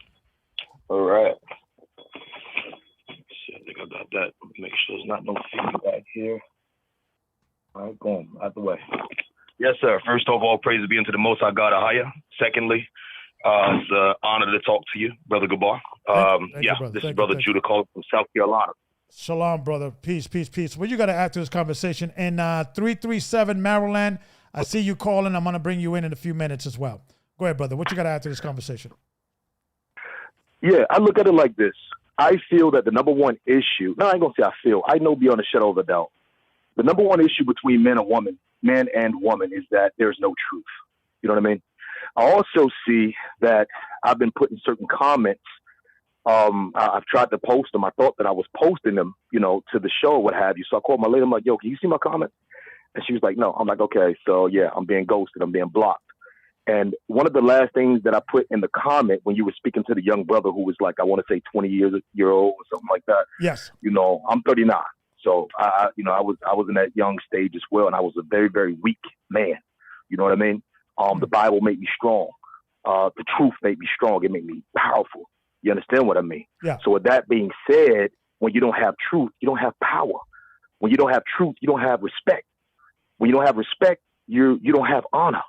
I tell my sons, I have a son, he's 20. My oldest son is 20. And I'm like, listen, when you look at the word respect, let me break that down for you. It breaks down to compliance. Compliance to what? God's law. It breaks down to obedience. Obedience to what? God's law. It breaks down to self-control. Self-control over who? Yourself. It breaks down to discipline. You know, men of the Lord with discipline. We have self-control. We have obedience to his word. We are compliant to his word. We are men of honor. We are men of respect. You know what I mean? Yes. I feel that I tell people all the time, look, I am a conversation that you do not want to have. I'm going to tell you straight up. Because at the end of the day, when I tell you that this Bible, I will be thrown in the middle of the ocean, tied up, and I am willing to truly die for this. Like, this is all I know. This is all I have. Yeah. This is why I breathe. This is why I live. Everything about me surrounds that book. I know beyond a shadow of a doubt that men are supposed to be spiritually the best versions of themselves. They're supposed to be emotionally, physically, financially, mentally, sexually, the best versions of themselves. Yeah. You understand what I mean? Yeah. Men should become comfortable with being uncomfortable. Everybody just wants to be comfortable. Yeah. I've learned to find comfort in being uncomfortable. Yeah. And I feel that this world wants to put a harness on men that speak like me, and they try to put a harness on men that speak like you, Brother Gabar.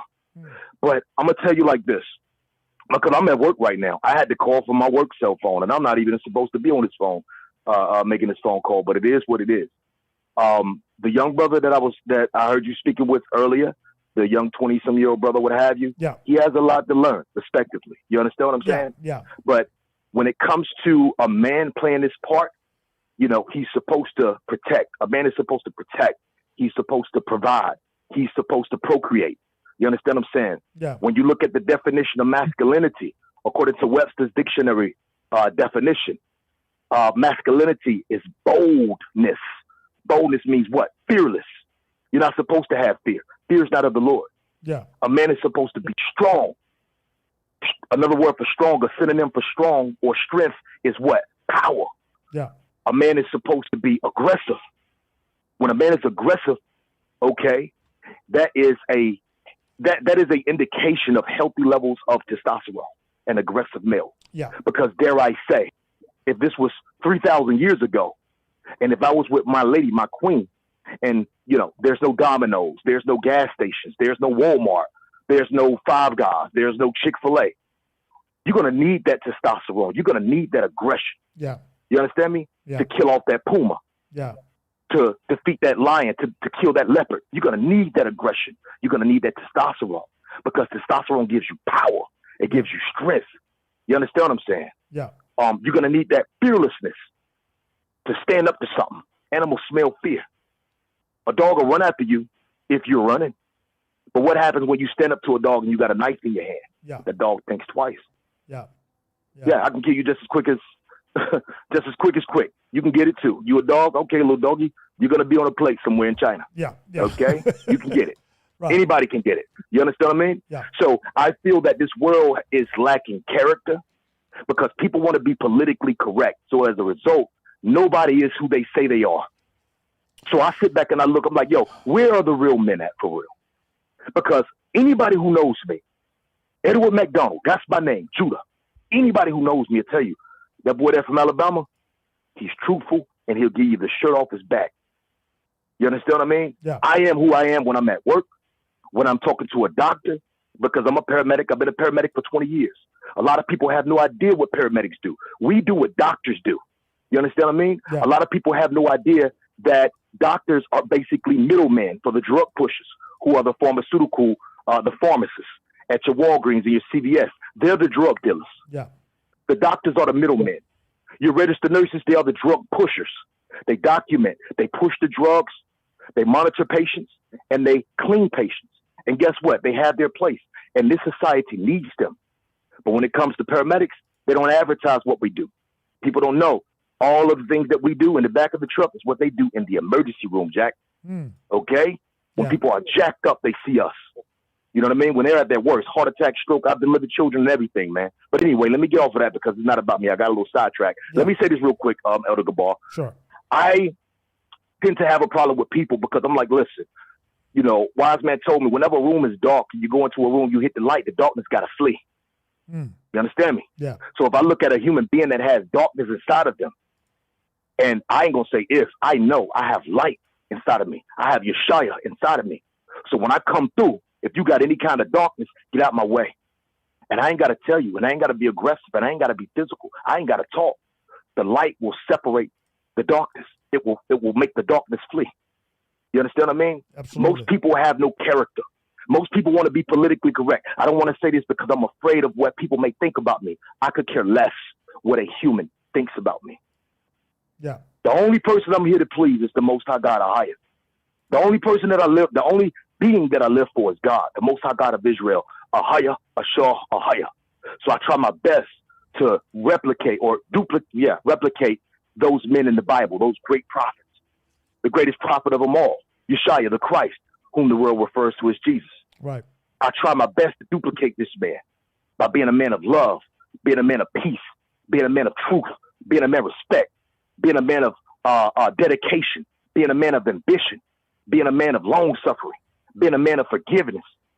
You understand what I'm saying? Absolutely. Most people have no character because they develop their character from the radio.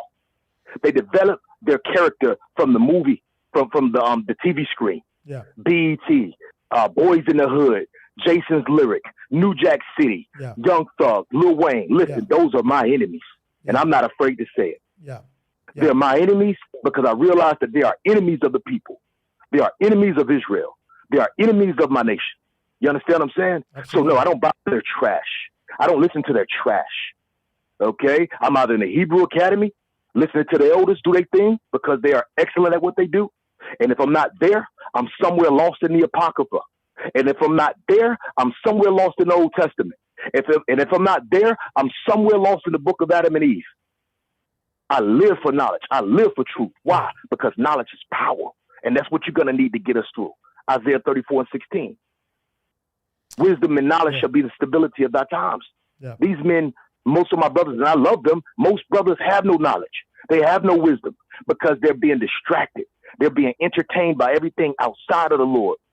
The only thing that can impress me are the words of the Lord. Okay. And the man or woman who is walking with the word of the Lord within them. So when they open their mouth, I can hear that's a man, that's a woman of the Lord. When I look at their attributes, look at their characteristics, look at their personality, look at their ways, their behavior, that's a man, that's a woman of the Lord. Yeah. That's my hero, not LeBron James. Yeah. That's my hero, not Kyrie Irving. Because I don't like them. You want to know why? Because I understand that they are not our friends.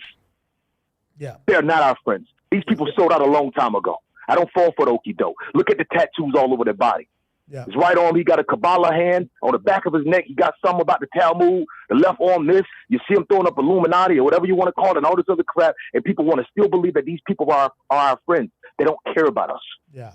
Yeah. You understand what I mean? Yeah. And so I know I'm going on a tangent right now, sir, and I honestly apologize. No, for men don't need to listen, get brother. real men of, Don't ever apologize. You know, I love having people call in and express themselves, and you know, I don't want to control people's emotions. So, brother, you want to keep rocking. I'm loving what I'm hearing, brother. So I'm definitely loving what I'm hearing. But let me ask you a question. Yes, sir. Let me ask you a question. Yes. You're 39 years Yes. old. You know, I feel I almost feel lucky in a sense because, you know, I'm married. I've been, you know, with my wife for years now. I'm settled down, 50. You know, I don't have that issues that, you know, a 30-year-old, a 20-year-old has starting life, right? What do you give me the top 3 things a young man should do? He's 20 years old now. He's living probably with his parents or his mom or his dad or what have you. What he should get into? And also, more importantly, what should he avoid? Absolutely. Okay, here's the answer to that, sir. The number one thing that a man should do is go take a nice cold shower so he can be shocked into reality. Allow his blood vessels to dilate so that his circulatory system can start that blood can start flowing through his circulatory system and get to his brain so he can think clearly. He needs to stay in the shower for about a minute or 2 minutes, shock him into reality. Get out of the shower, look in the mirror, no clothes on, look at yourself and tell yourself the truth. Who am I? What am I strong in? What am I weak in? What do I like about myself? What do I hate about myself? And everything that you dislike about yourself, everything that you hate about yourself, make a vow to yourself to eradicate it out of your being. I will not be weak. I will not be soft. I will not be unintelligent. I will not be this hip hop, this clown, like one of these clown hip hop rappers. Yeah. I will be an individual. I follow no man. Okay? I follow no man. I follow the Most High God, or higher, his spirit that is inside of man. That's what I follow. That's what I follow. So I would tell a man, listen, you find a man of God and you stick to him. You want to know why? Because that man is nothing but a vehicle. The spirit inside of him, if it is the spirit of the Most High God, or higher, the spirit of Yeshua, the spirit of the Ruach, you follow him to the death. Yeah. Because you want to know why? A true man of the Lord, when you look at his actions, his attributes, his ways, his behaviors, his mannerisms, and if it lines up with the Bible, you say, you know what? This dude is 100. I'm going to follow this brother. Yeah. Straight like that. Those are the men that I follow. Those are the men that I respect. I don't respect rappers. I don't respect movie stars. I don't like stardom. I don't want to be recognized. I don't want a title. I don't want a name. I am nobody important. I am nobody important. All glory goes to the Father. So again, look in the mirror, young man. Tell yourself, I don't like this, that, and this about myself, and correct it. Be honest. You need honesty, number one. You need truth. Men don't have truth. Most brothers don't have truth. Most brothers don't have honesty. Most men are not even men. Let's just be 1,000. Because just because you have a gonad, you have gonads, aka testicles. Just because you have a scrotum, just because you have a phallus, a male member, just because you have a little testosterone in your blood being pumped out of your adrenal glands, your adrenal cortex in particular, the outer layer of your adrenal gland, being that it produces testosterone, estrogen, and progesterone. Just because you got a little testosterone flowing through, just because you got a little Adam's apple, does not make you a man. You are a male. To become a man is hard work. To become a man, you must transition from a boy. Most quote unquote men are not really men. They're just males. And they have yet to transition from boyhood to manhood. You cannot be a father unless you are a man. How can you be a father if you're not a man? How can you be a husband if you're not a man? So most people go out and have sex and have babies. Most men, not really thinking, and bring children into the earth as children. They're a child, and they bring in a child into the earth because they have yet to mature mentally. Yeah. There's a such term for that referred to as arrested development, sir. Arrested development, in which mentally they have not matured from boyhood to manhood. So if you're not a man, how can you be a father? If you're not a man, how can you be a husband? If you're not a man, how can you serve God? The people in the Bible were men. And let me ask you a question. The young brothers, yes, sir. What should young men avoid? What can you give? Absolutely. Give me the top 3 things you feel a young man should avoid. Indeed, the top 3 things that get them, just like it says in the book of 1 Esdras 3 and 4. Wine, alcohol, avoid it. We can go into the medical reasons as to why they should avoid that. Avoid all of that. Avoid drugs. Avoid alcohol. Okay. Avoid fornication. Yeah. Okay. Avoid premarital sex. You understand me? Yeah. Avoid crowds of people that are evil, that are wicked, that are devilish, that ain't no good. Avoid them. Okay. Avoid being lazy. Yeah. Okay. Avoid being a simp. Yeah. Okay.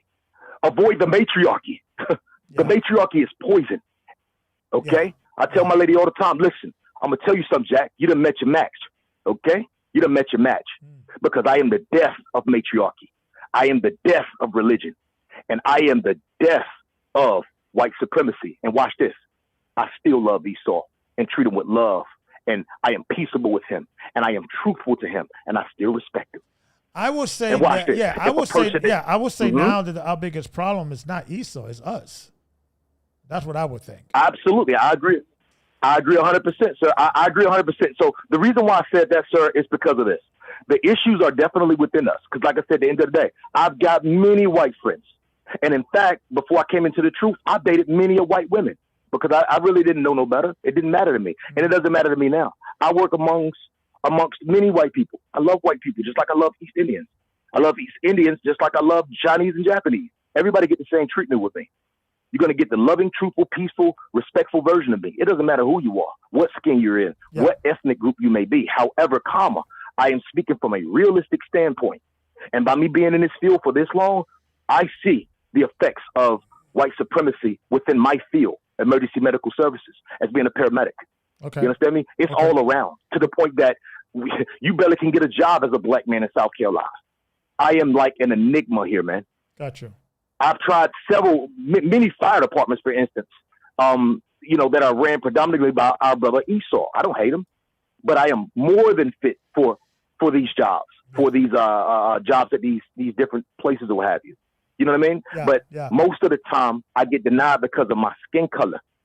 And then when they hear me speak, they're like, okay, he's articulate, he's intelligent, he can talk, he's not a dummy, he's not weak, he's not soft, he's truthful. Damn, what if he sees us? What if he knows the game? I know the game. The game is to keep us out of that arena. That's the game. To oppress the poor, righteous man, you oppress him with their law, and you oppress him financially. Because if you got a loving heart, and if you look like me, what happens is you get on at these big places, working like as a paramedic or whatever, making all this money. You're going to take that money and send it to Africa. You're going to take that money and send it to South America. You're going to take that money. You're going to give it to your family members and your friends. You're going to look out for your people. And that's what they do not want. It is called covert racism. Covert racism, undercover. And I can see it. Okay. So I don't hate my brother. But anyway, I may have got sidetracked a little. I don't know if that, stay away from all sin. Refrain from all sin. Refrain from all wicked. I would say, these are three things you should, one of the three practical things you should avoid. People that are only looking to find joy or pleasure. Young people that just want to find pleasure, the next club, the next house party, the next drugs. Anybody who's driven by pleasure, what are you doing? What are you doing? Let's go out. Let's do something. Let's take some drugs. Let's see some girls. If they're all driven by, I want to feel good. Do you want to feel good with me? Avoid those people. I think a young man, if he doesn't have a father in the house, because he's a statistics of, the 70% of the women who are not, who are the kids who are being raised by mothers, get involved or surround yourself with a masculine man, a karate teacher. Back in the day, they used to have cadets, what have you. Surround yourself with people that are smarter than you and older than you all the time. Avoid, you might have a friend or two or three that are around your age, but I think if your entire friendship is all about joy and pleasure, let's do things that is pleasurable to us, and that's what we live for. That's a sign, or that's a thing a young man should avoid, because usually those pleasures get dull real quick when you're young. So you just want to upgrade, right? Because a lot of young people deal with impulse, right? I think a young man, if you don't have an older, masculine, hardworking man around you, you should find one. Because they're going to teach you knowledge and wisdom and hear about what used to go down when he was your age. And because, certain things, I know culture sometimes change, or fashion and all that, whatever, but the human nature doesn't change, right? And I think, young people, they usually don't have a place, or I think they don't have a place to go to get those examples. So I think what happened is that they, like you said, they go back to the rappers and the television and the sports, heroes or so-called heroes. I think, and I think sometimes in certain cities, certain areas, the brothers don't know where to start. They don't have the resources. Don't be afraid of working. If you have your working papers, you can work. Even if you're being educated, you should always learn and have the ability to work, even a job that you don't like doing. I have worked plenty of jobs I didn't like doing. I had to. Got to support my family. And I always liked money in my pocket. I always like to have money. I never like to be borrowing money. I never like to be asking for money. I always had a problem with that. And so I always willing to work, even if a job that I don't like right now, but at least it's putting money in my pocket because it's giving me options. And this is something I think young men should do. You know, and I read the book a few years back, but I think it would have been essential to get a young man started. I think the first book that a guy should read, a brother, women too, but I'm going to focus on the brothers now, and I want to hear your thought. I believe the first book that a young man should read is the book of Adam and Eve. Oh my God! All praises, yes, sir. I believe that book should be read even before the book of Genesis because it gives you a greater appreciation of the book of Genesis, right? Once you understand what happened to our forefather Adam, all the emotions and struggle he was going through once he got out. See, I think I would like to start with the bad news, Adam and Eve, right? What happened when they got kicked out of the garden? All the struggles they went through. You know, and all the issues that we're going through. I think that's a profound book, and that set the foundation because it gives you the blueprint of how the evolution of man began to develop and how the fall of man. It gives you a greater detail of the fall of man. But what say you? What should be the first book a young man should read? Absolutely. I agree with you on that. And it's just strange. It's funny that you just said that, sir, because I'm actually in the midst of, I'm currently reading the book of Adam and Eve, Cave of Treasures. You know, I went through it before. Well, I'm not actually reading it. I listen to the audio book a lot because I'm on the bus a lot. So I don't really, have a lot of time to read. So I put my headphones in and listen to it. Yeah. So I would say, number one, I'm going to say the Bible because it is a war manual. It shows you how to be a man. It shows you how to connect with the Father. You must be spiritually strong first before you could be mentally strong second. And when you become mentally strong or strengthened, being that war begins in the mind, you become physically stronger. And now we're learning about the dietary laws and everything like that. So now you're getting healthier, being the word heal, H-E-A-L, being the root word for the word healthy. Yeah. So you're beginning to heal internally, okay? And then emotionally, you will balance your hormones. And you will become a more solid individual. You know what I mean? Yeah. And then financially, you can work more hours because you're healthier. So now you can make more money. And then now you're learning all this stuff from the Bible. So sexually, you value yourself. You're aware of diseases. You're aware of fornication. You're aware of adultery. You're aware of what marriage truly is. You're not going to just give yourself away. You're going to get baptized. You're going to find a brother to baptize you. You're going to go on a quest. Proverbs 8:17, the Most High says, I love they that love me, and they that seek me at an early age shall find me. So you got to go seeking the Lord. And when you find him, you're going to become a complete person spiritually, mentally, emotionally, financially, physically, and sexually. You're going to become better than the old person that you've ever, better than you've ever been. All right. The second book I would recommend is The Art of War by Sun Tzu. Like I tell my sons, the number one rule of war is to know your enemy. Yeah. The second rule of war is to know your terrain. You need to know if you're behind enemy lines or not. Yeah. Once you recognize the players, you understand the game. I understand the game because I know who's playing. I know who's playing because I know I'm behind enemy lines. And by me knowing and understanding that I am behind enemy lines, I know the enemy. That's the first rule of war. Know your enemy. Yeah. Now, I want to read this too, Elder Gabar, that scripture. A scripture here real quick, and I apologize, sir. No, please. If you don't mind. I'm loving it. I'm loving it. Yes, sir. Okay. Absolutely. All praises. So this is in the book of Adam and Eve, and I say this because our sisters need to know the truth, okay? Because I work with all different types of people from all different nationalities, and it's sad to see these women 50, 60 years old without a man. It's sad to see these women in their 40s not realizing why he ain't texting, why he ain't calling back, or why you're not desired. And it hurts me even more to tell them the truth for them to snap out of it. But the only way to break this spell is to tell them the truth. That's John 8:32. You shall know the truth, and the truth shall make you free. What's the truth? Psalms 19:7. Be ye perfect even as your Matthew 5:48, Yeshua says what? Be ye therefore perfect, even as your Father in heaven is perfect. Okay, well, what is perfection? I got you. Through thy precepts, I get understanding. Therefore, I hate every false way. Psalms 119 and 106. So let's get a precept.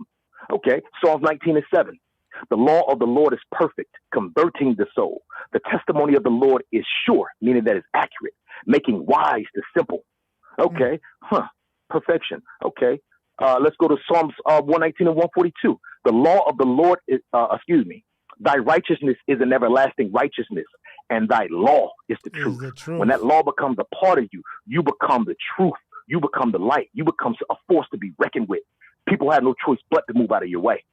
So I would say the book of the Holy Bible, number one. All right. Number two, I would say the Art of War. And number three, I would say those texts like, the Dead Sea Scrolls, those books, the book of Adam and Eve, most definitely, because we get a better understanding of our sisters. The Bible says in Ecclesiastes 25 and 24, through the woman came the beginning of sin. And because of her, we all die. Now, am I wrong for saying that scripture? Because I would like to see somebody say that I'm wrong, because I didn't write that. Yeah. God said that. That's Romans 3 and 4. Let God be true and every man a liar. Yeah, women need to understand they are. It's like Dr. Jekyll and Mr. Hyde. Yeah, I don't know if you remember that. The guy who he had two personality, right? That if a woman surround herself around things that could corrupt her, it will corrupt her. It's not whether maybe, it's not whether it's a possibility. We have data now. We got information. We got 6,000 years of data of nations rising and falling. We got man's nature, women's nature. We know how people operate. Women need to understand that there is a evil within them, that they need to protect themselves from that. And you are 100% correct. Because women, they lead with their emotions. They love hard, but they also hate hard. Indeed. So that's the reason why women have to say, okay, I need to get a balance here. I have to get a balance because I don't trust my own emotions with certain things. So therefore, I need to get under a man with wisdom and understanding. Indeed. And Elder, may I give a precept real quick based on what you're saying? Please, sir. In regards to yes, sir. So, I, like me and my lady, we talk all the time. She's from Brazil. She's a gorgeous woman inside, number one, and outside. She's much, much younger than me. Yeah. But we got together because I understood her. There's no cursing in my relationship. There's no anger. There's no fighting. There's no insulting. There's no beating people down, beating their conscience down. There's no arrogance. There's no pride. Yeah. So I tell people all the time, if you hear anything in me that may sound arrogant, no, brother, what you hear is confidence. Okay. I never speak down on a fellow man because I know I bleed just like you. Yeah. Okay. I was always taught that no man was above the team. No man is above the team. The only person that is above me and everyone else around me is God. And I would love to see somebody disprove him. It cannot happen. Romans 3 and 4, let God be true, but every man a lie. So here's the precept to that, speaking of the book of Adam and Eve, because it's a precept that goes with Ecclesiastes 25 and 24. Through the woman came the beginning of sin, and through her we all die. Ecclesiastes 25 and 19, all wickedness is but little to the wickedness of a woman. May the portion of a sinner fall upon her. They need to know this. They need to know this stuff. And if they run away, let them, so be it. They weren't supposed to be here in the first place. Yeah. My lady, she understood that perfectly. And she's only 23 years old, and she understood that at 20. And I'm almost 40. So the ones that will stay will stay. The ones that go, they need to go. They don't need to be there in the first place. Because how can somebody flee from the word of the Lord? If you do, we know who you are. If you cleave to the word of the Lord, we know who you are as well. So the book of Adam and Eve, the Cave of Treasures, chapter 5, verses, Verses, I can't really see the verse, sir, but I'll just read it. Okay. It says, then Adam and Eve entered the cave and stood praying in their own tongue, unknown to us, but which they knew well. And as they prayed, Adam raised his eyes and saw the rock and the roof of the cave that covered him overhead, so that he could see neither heaven nor God's creatures. So he wept and smote heavily upon his breast until he dropped and was as dead. And Eve sat weeping, for she believed he was dead. Then she arose, spread her hands towards God, suing him for mercy and pity, and said, quote, O God, forgive me my sin, the sin which I committed, and remember it not against me. For I alone caused thy servant to fall from the garden into this lost estate, from light into this darkness, and from the abode of joy into this prison. O God, look upon O God, look upon this thy servant thus fallen, and raise him from his death, that he may weep and repent of his transgression, which he committed through me. So even Eve herself admitted that it was her, which goes along with Ecclesiastes 25 and 24. Through the woman came the beginning of sin, and through her we all die. She even admitted it. A woman could be not saying that Adam wasn't wrong. A woman could be a man's greatest strength or greatest weakness is what she wants to do with that power. You know, and men need to protect themselves that his kryptonite is women, right? Look at all the great men fell because of women. And that's why I want young men like the one who called earlier to guard himself. Because I think guys don't understand the strength of, you know, like having hormones and raising hormones and being young, and you could put something in something that, you know, it would change for the rest of your life. And I think young men don't grasp that or understand that when they're young. They think nothing could touch them. They think nothing's going to happen to them. You know, they're not going to fall from that roof. They're not, you know, they think they're invincible. And there's always older guys like you and I. There's always trying to warn these guys. They're living like so carelessly and not understanding that the importance of their youth. That is the time that they should not be wasting any time. That's the time for this to get on their game. Being broke, working hard, saving your money, not in the clubs, in the gym, reading those books, get yourself educated, learning skills, traveling, understanding, learning a different language. That's the time to get your grind in. So by the time you're in your 30s and 40s, then you could look back and chill and see what you established and the order you have established. Absolutely, brother. Absolutely. Anything else you want to add? Yes, sir.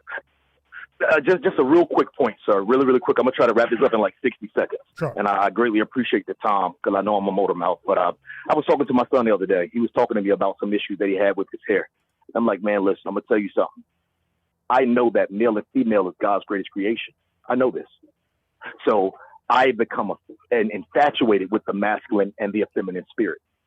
So I've grown this hunger to know. So I've done research anatomically because, of course, I went to college and I had to do all that to become a paramedic. But I learned about it then, but I learned about men and women on another level now.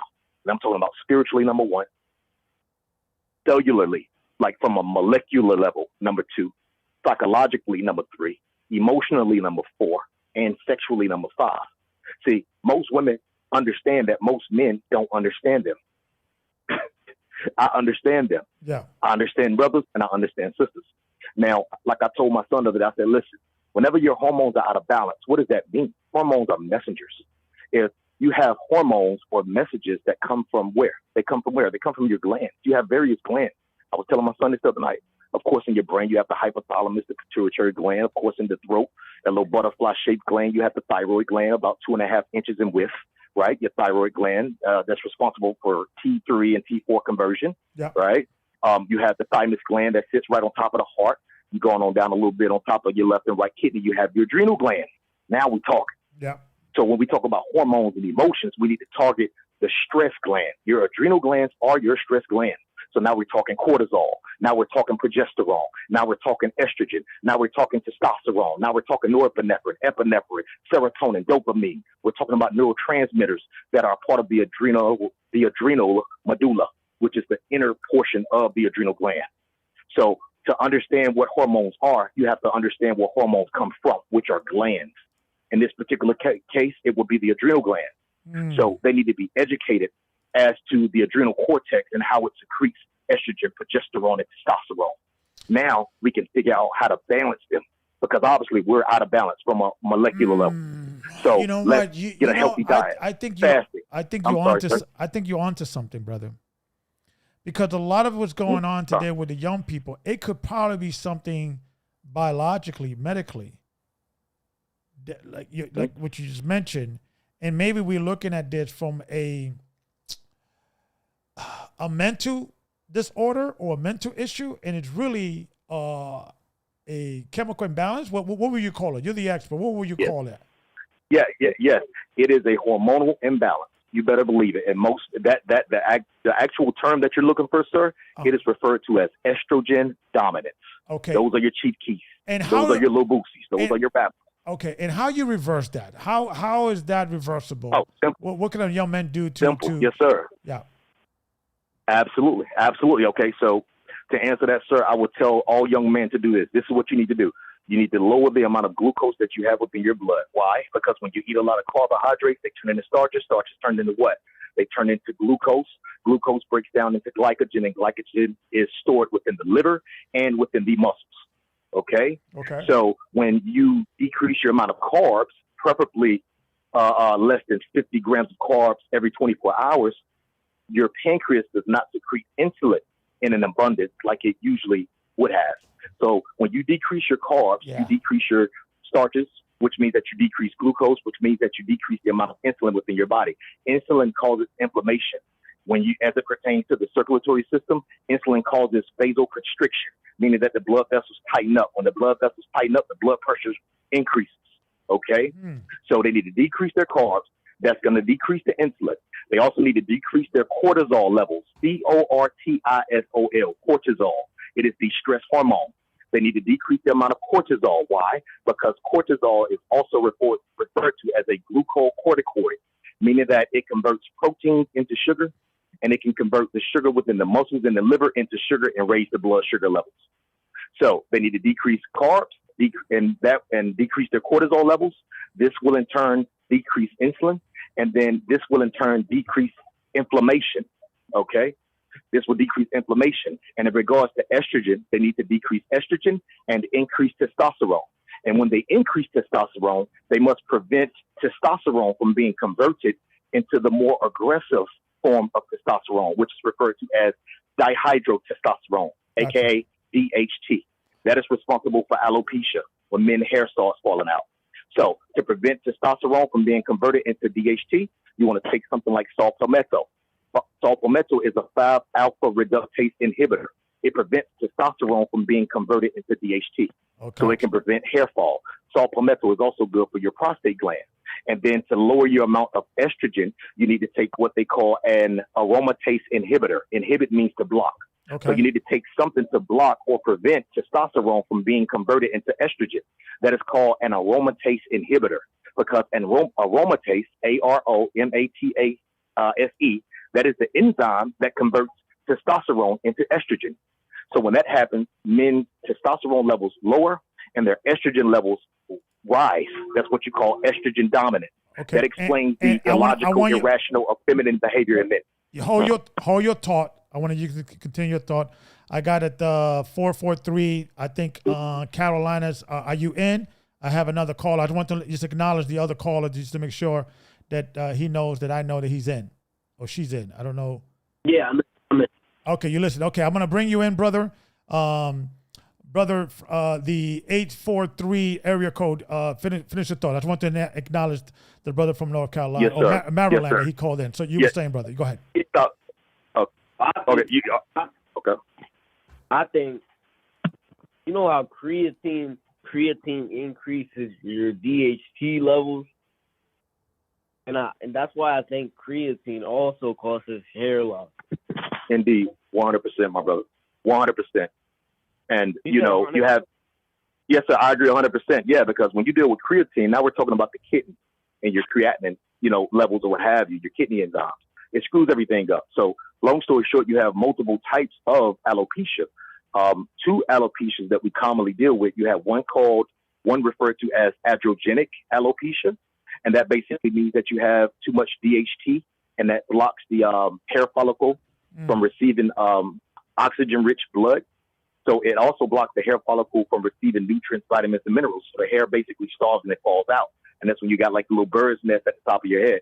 That's called androgenic alopecia. But then you have alopecia areata, which is caused by an autoimmune disease, which is usually due to stress. Because most of the time when people hair start falling out, you ask them, when did it start falling out? They're going to say, well, Dan, my mom, she died like a year ago. Next thing you know, my hair started falling out, or I got divorced, or I was in a bad car wreck or something. It's always a traumatic event that causes cortisol levels to increase. And with that, Interesting. Yeah, I should bring a dietitian to the house. To the show, and have a conversation, because I think a lot of problems that a lot of young men are going through is diet. And of course, the Bible gives you a fundamental breakdown on the dietary laws. But sometimes a lot of young men and young, but I'm gonna focus on the men, may not know that they are eating too much carbs and processed carbs, that it may be affecting them in some way, shape, or form, that they think it's a mental issue, but it's just a hormone imbalance. And so it's interesting that you bring it out, because, my opinion. Yeah, go ahead, brother. My opinion. And can you tell us your name, where you're calling from, if you don't mind? Yeah, my name is Steven Guerra. Peace, brother. How we doing? So what was your opinion? Yeah, so basically, hold on. 1 second.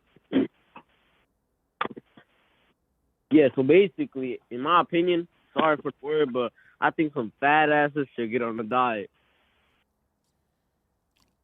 I'm sorry. What do you think? I'm sorry, I didn't hear. Yeah, repeat that again. And brother, let me ask you a question. Well, how old are you? Yeah. How old am I? Yes. I'm 15.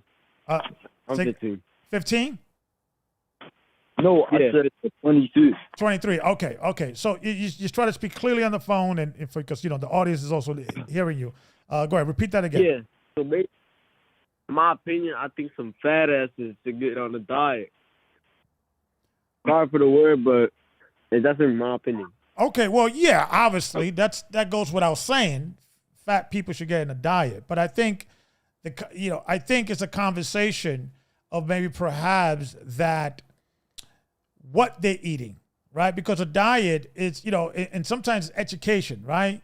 Like for instance, right? Yeah. You could be overweight. Let me finish my thought. You could be overweight, right? And let's say you get in a diet, and then, you usually associate diet with food that you don't want to eat, right? Broccoli and stuff, it's not fun.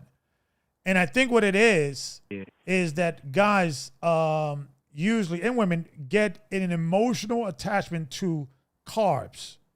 Carbs, it makes you, because when you start not dealing with carbs, like an Atkins diet. I remember when I used to do MMA and kickboxing, and that the last 2 weeks before you do the weight in, you don't eat any carbs. And that, I become the most moody, unfriendly person when I'm not eating carbs, because my body is craving it. So I think you understanding that, me losing weight is not simply getting a diet. It's going to be hard because I'm going to be craving the carbs. And at least you have the knowledge, right? You have the understanding, if I don't eat bread, rice, potatoes, these are all carbohydrates, and a lot of these food are processed food, is you're going to get an addiction to it. So I think, and that goes back into what the brother was saying, brothers have to start getting tough and learning discipline, because it's not just simply getting a diet, because it's learning what you got to eat. And a lot of people need to understand that you could have a healthy diet and eat some carbs healthily, but understand that carbs serves a purpose. It's energy. If you don't feed or you don't spend the energy, that carbs is going to turn into fat. Yeah, so basically, I have a friend named Steven, just like me, and he's also a fat ass. I've been telling him to go on a diet. He went on a diet but didn't lose any weight. He's been going to the gym for no reason. Absolutely no reason. You want to know why, my brother? Well, I apologize for cutting you off there. It was rude. I'm sorry. But go ahead. Yeah. First caller from the 8. Give Judah. me your name. Yes, sir, Brother Judah. Yeah, From yeah. South Carolina. Yeah, South Carolina, brother Judah. Yes, Okay, sir. yeah. And like I said, yeah, I would, it's a little delay in the phone, and I was kind of quick. So yeah, again, I apologize, my brother. I didn't mean to cut you off, but I wanted to say this: weight loss begins in the kitchen. Muscle gain or muscle building begins in the gym. Right. Right. So you got to get healthy to become healthy. You got to get healthy to lose weight. So, most people have a lot of inflammation as well that makes them look fatter. All you got to do, why do you think when you go to the doctor's office, one of the first things that they do, they tell you to lift your head up and they look at your neck and they put their two fingers, like their index finger and their middle finger from the left and the right hand, they put it on the left and the right side of your neck. They're palpating, which means feeling. They're palpating your thyroid gland to see if it's swollen. So if you got like a little swollen lump up underneath your neck, that's a thyroid issue. Okay, and your thyroid regulates your metabolism, because it has to do with T3 and T. I'm sorry? My friend here who can't seem to lose weight, he wants to talk to the mic. Okay. Yeah. Let's talk. We all thing. man. We just talking, man. We got. Is he there? We could talk to him. Yeah, hello. Peace, brother. How we doing? What's your name? What's your name, brother? My name's Steven, but I like sorry about that. I like my name to be called Michael. Mike. Okay, Mike. So your friend was telling me that you're having issues or some challenges that, losing some weight. So let me, I like to kind of get what, I need to know what was in front of me, if you don't mind. So how much you weighed, what you don't have to give me the exact pounds, but where are you in regards of weight, and how tall are you, if you don't mind asking? Steven, you're a badass. Well, let's be more efficient, and young men, let's learn to articulate ourselves a little better. And when you're in the presence of older men, right? I'm 50, brother Judah, he's 39, a little older than you guys. If we are talking a certain kind of way, match our energy. You get what I'm saying? Oh. When you're among guys, older guys, if we talking a certain kind of way, you gotta, because it's a Beckett order in society. So if I ask you a direct question, brother, how old are you? How tall are you, and what's your weight? I'm expecting an answer. I'm not expecting, well, he's a fat ass. That makes sense, brother? If I'm making sense to you, or is life is a joke? I know you young people think, life is a joke, but life is not a joke. But shut the bitch ass up. Say again? Shut the bitch ass up. All right. So, Fucking fat ass. You fucking 50 years.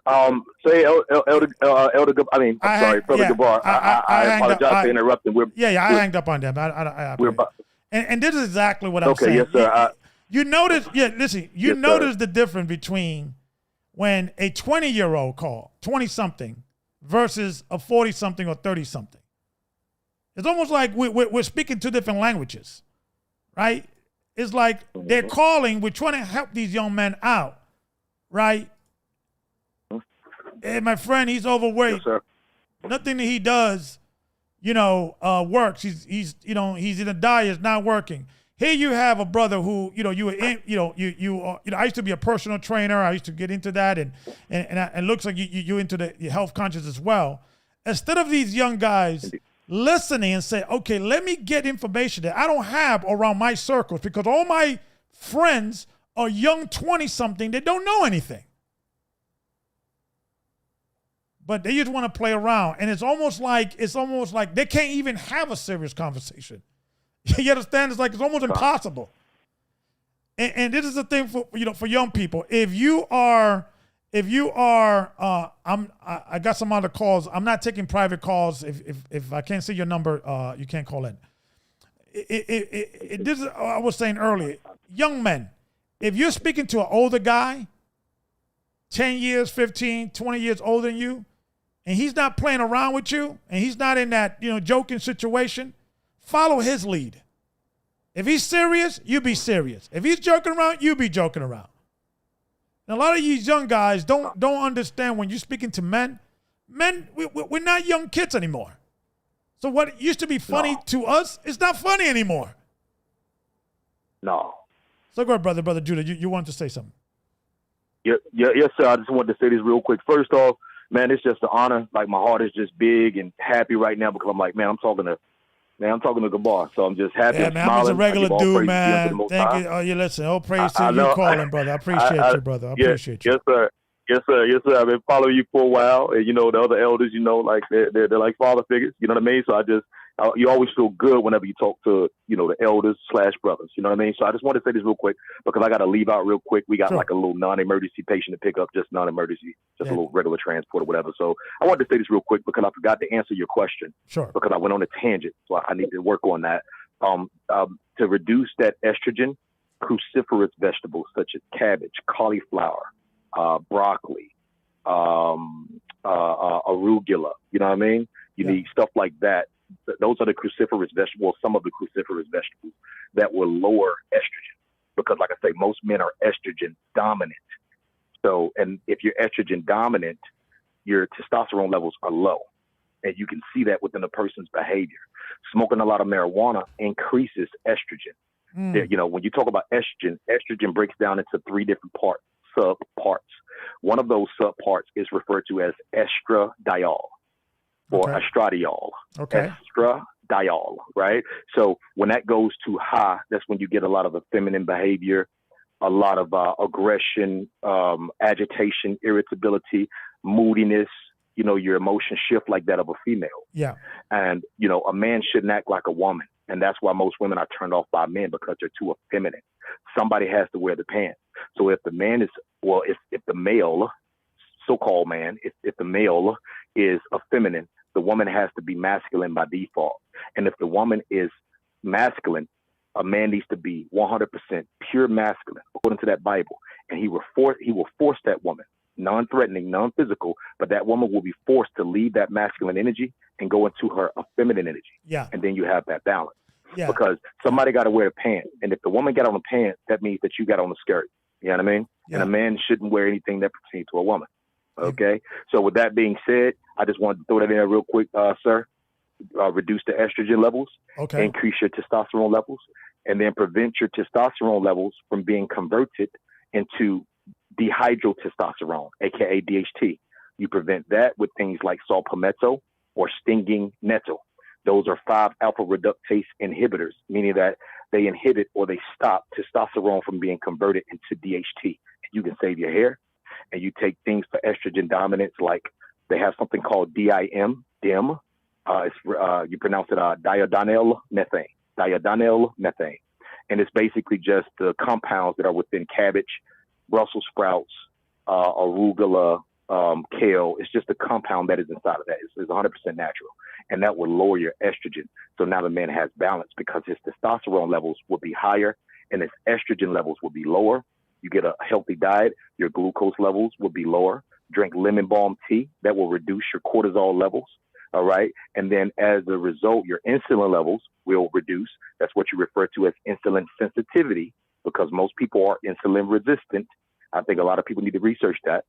So again, drop the carbs, reduce your cortisol, and that will cause your insulin levels to reduce, and that will cause inflammation to subside. So your back pain will go away. Your ankle, your joint pain will go away.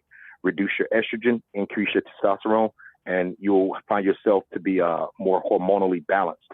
So you won't act as a feminine. And when women come around you, they have no choice but to act ladylike because you're stronger than them. Right. Spiritually, mentally, physically, emotionally. You're stronger. So they don't have a problem. And absolutely. And, these are the type of conversation that we're trying to have because, thank God that, we got these type of podcasts, we got these type of conversations because no one's really talking about this. No one is really saying, okay, information is power. And like I was trying to educate that young man, right, that we was trying to have a serious conversation. I had to just cut him off because he was just, joking around and so forth, so on. And I don't know if young men start doing this when, is it like a mechanism, like when things starts getting serious, they start getting afraid of having serious conversations, because serious conversations usually lead into accountability, right? They have to now do something. And I think sometimes young people, and I'm not a doctor, I'm not a psychiatrist, but I think a lot of them start joking around when they don't want to get too serious, because they don't want to deal with the serious issues of life. They want to still be almost like a pre-adolescent type of mind thinking. And we need young men to be serious. Listen, there's nothing wrong joking around and having that time of goofing around with your friends. That happens. But if you live in your entire life that you cannot even have a conversation with a man that's old enough to be your father, right? And it is a situation that brothers cannot have a serious conversation for like at least an hour without cracking a joke.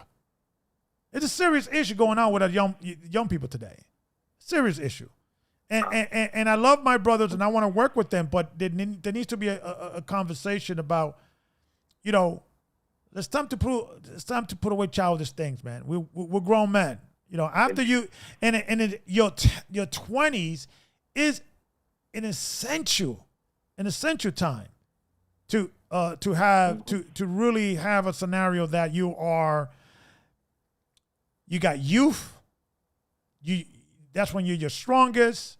You're never gonna be, your fastest or your strongest as when you're in your 20s if you take care of your body, right? Some people get stronger later on, but what I'm saying is that a lot of young people are wasting your youth on just pleasure and joking around and stuff or so on. And I don't know if these guys call me because maybe sometimes these young guys are calling because they want a father figure, but then when I'm talking to them a certain kind of way, they're not used to that. So they begin to joke around, so forth, so on.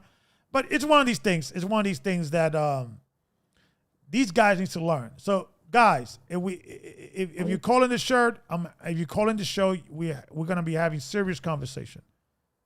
If we're having a serious conversation, it's not to joke around. If I'm cracking a joke, okay, like I said, let the host lead the way, and especially if you're calling into a show and we're having a serious conversation. But brother, I want to thank you for calling, and I want to thank you for dropping your knowledge. You was able to bring a lot out, brother. You should start your own podcast. You should go out and start your own situation, or at least anything you want to do. Definitely let me know, because I think we have to start using or fighting fire with fire.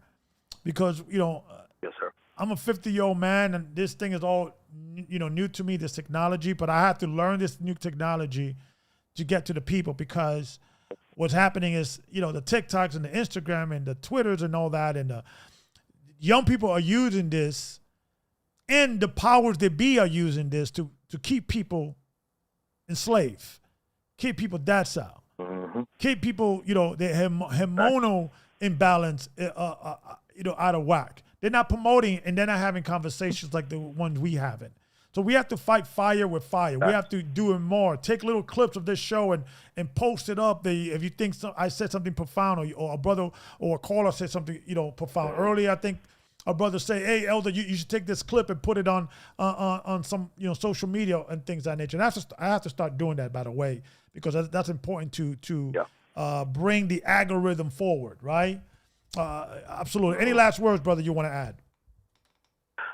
Not at all. I give all praises, honor, and glory to the Most High. I thank you, Elder Brother Gabar, for allowing me to come on the show and speak my mind. And I just wanted to say, I know Gabar means warrior. So, I already know for a fact, based on, how you get down. I'll be watching, you in combat, hitting the bag and stuff like, okay, this is a warrior right here. You know what I mean? Unfortunately, a lot of these younger guys, they're not men, so they can no way be a man of war. They can no way be men of war because they're not even men yet. They're still boys. And Arrested Development, man, get you every time. But anyway, all praise be to the Most High God higher. Peace to all my brothers and sisters out there, and shalom, brother Gabar. Thank you, brother. Thank you. That was Brother Judah, dropping knowledge, wisdom, and understanding.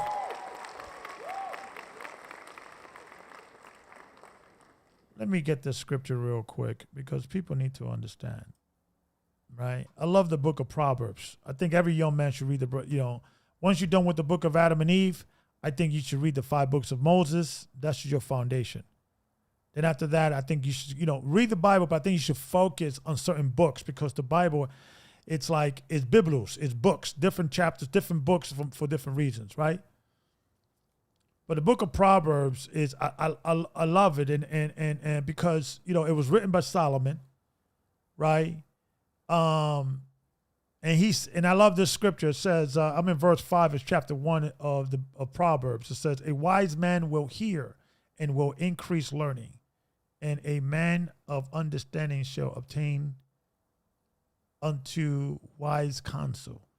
So a wise man listens and takes advantage of the opportunity when he's around people that are smarter, wiser, more experienced than him. The problem with young people, they just don't know how to shut the hell up.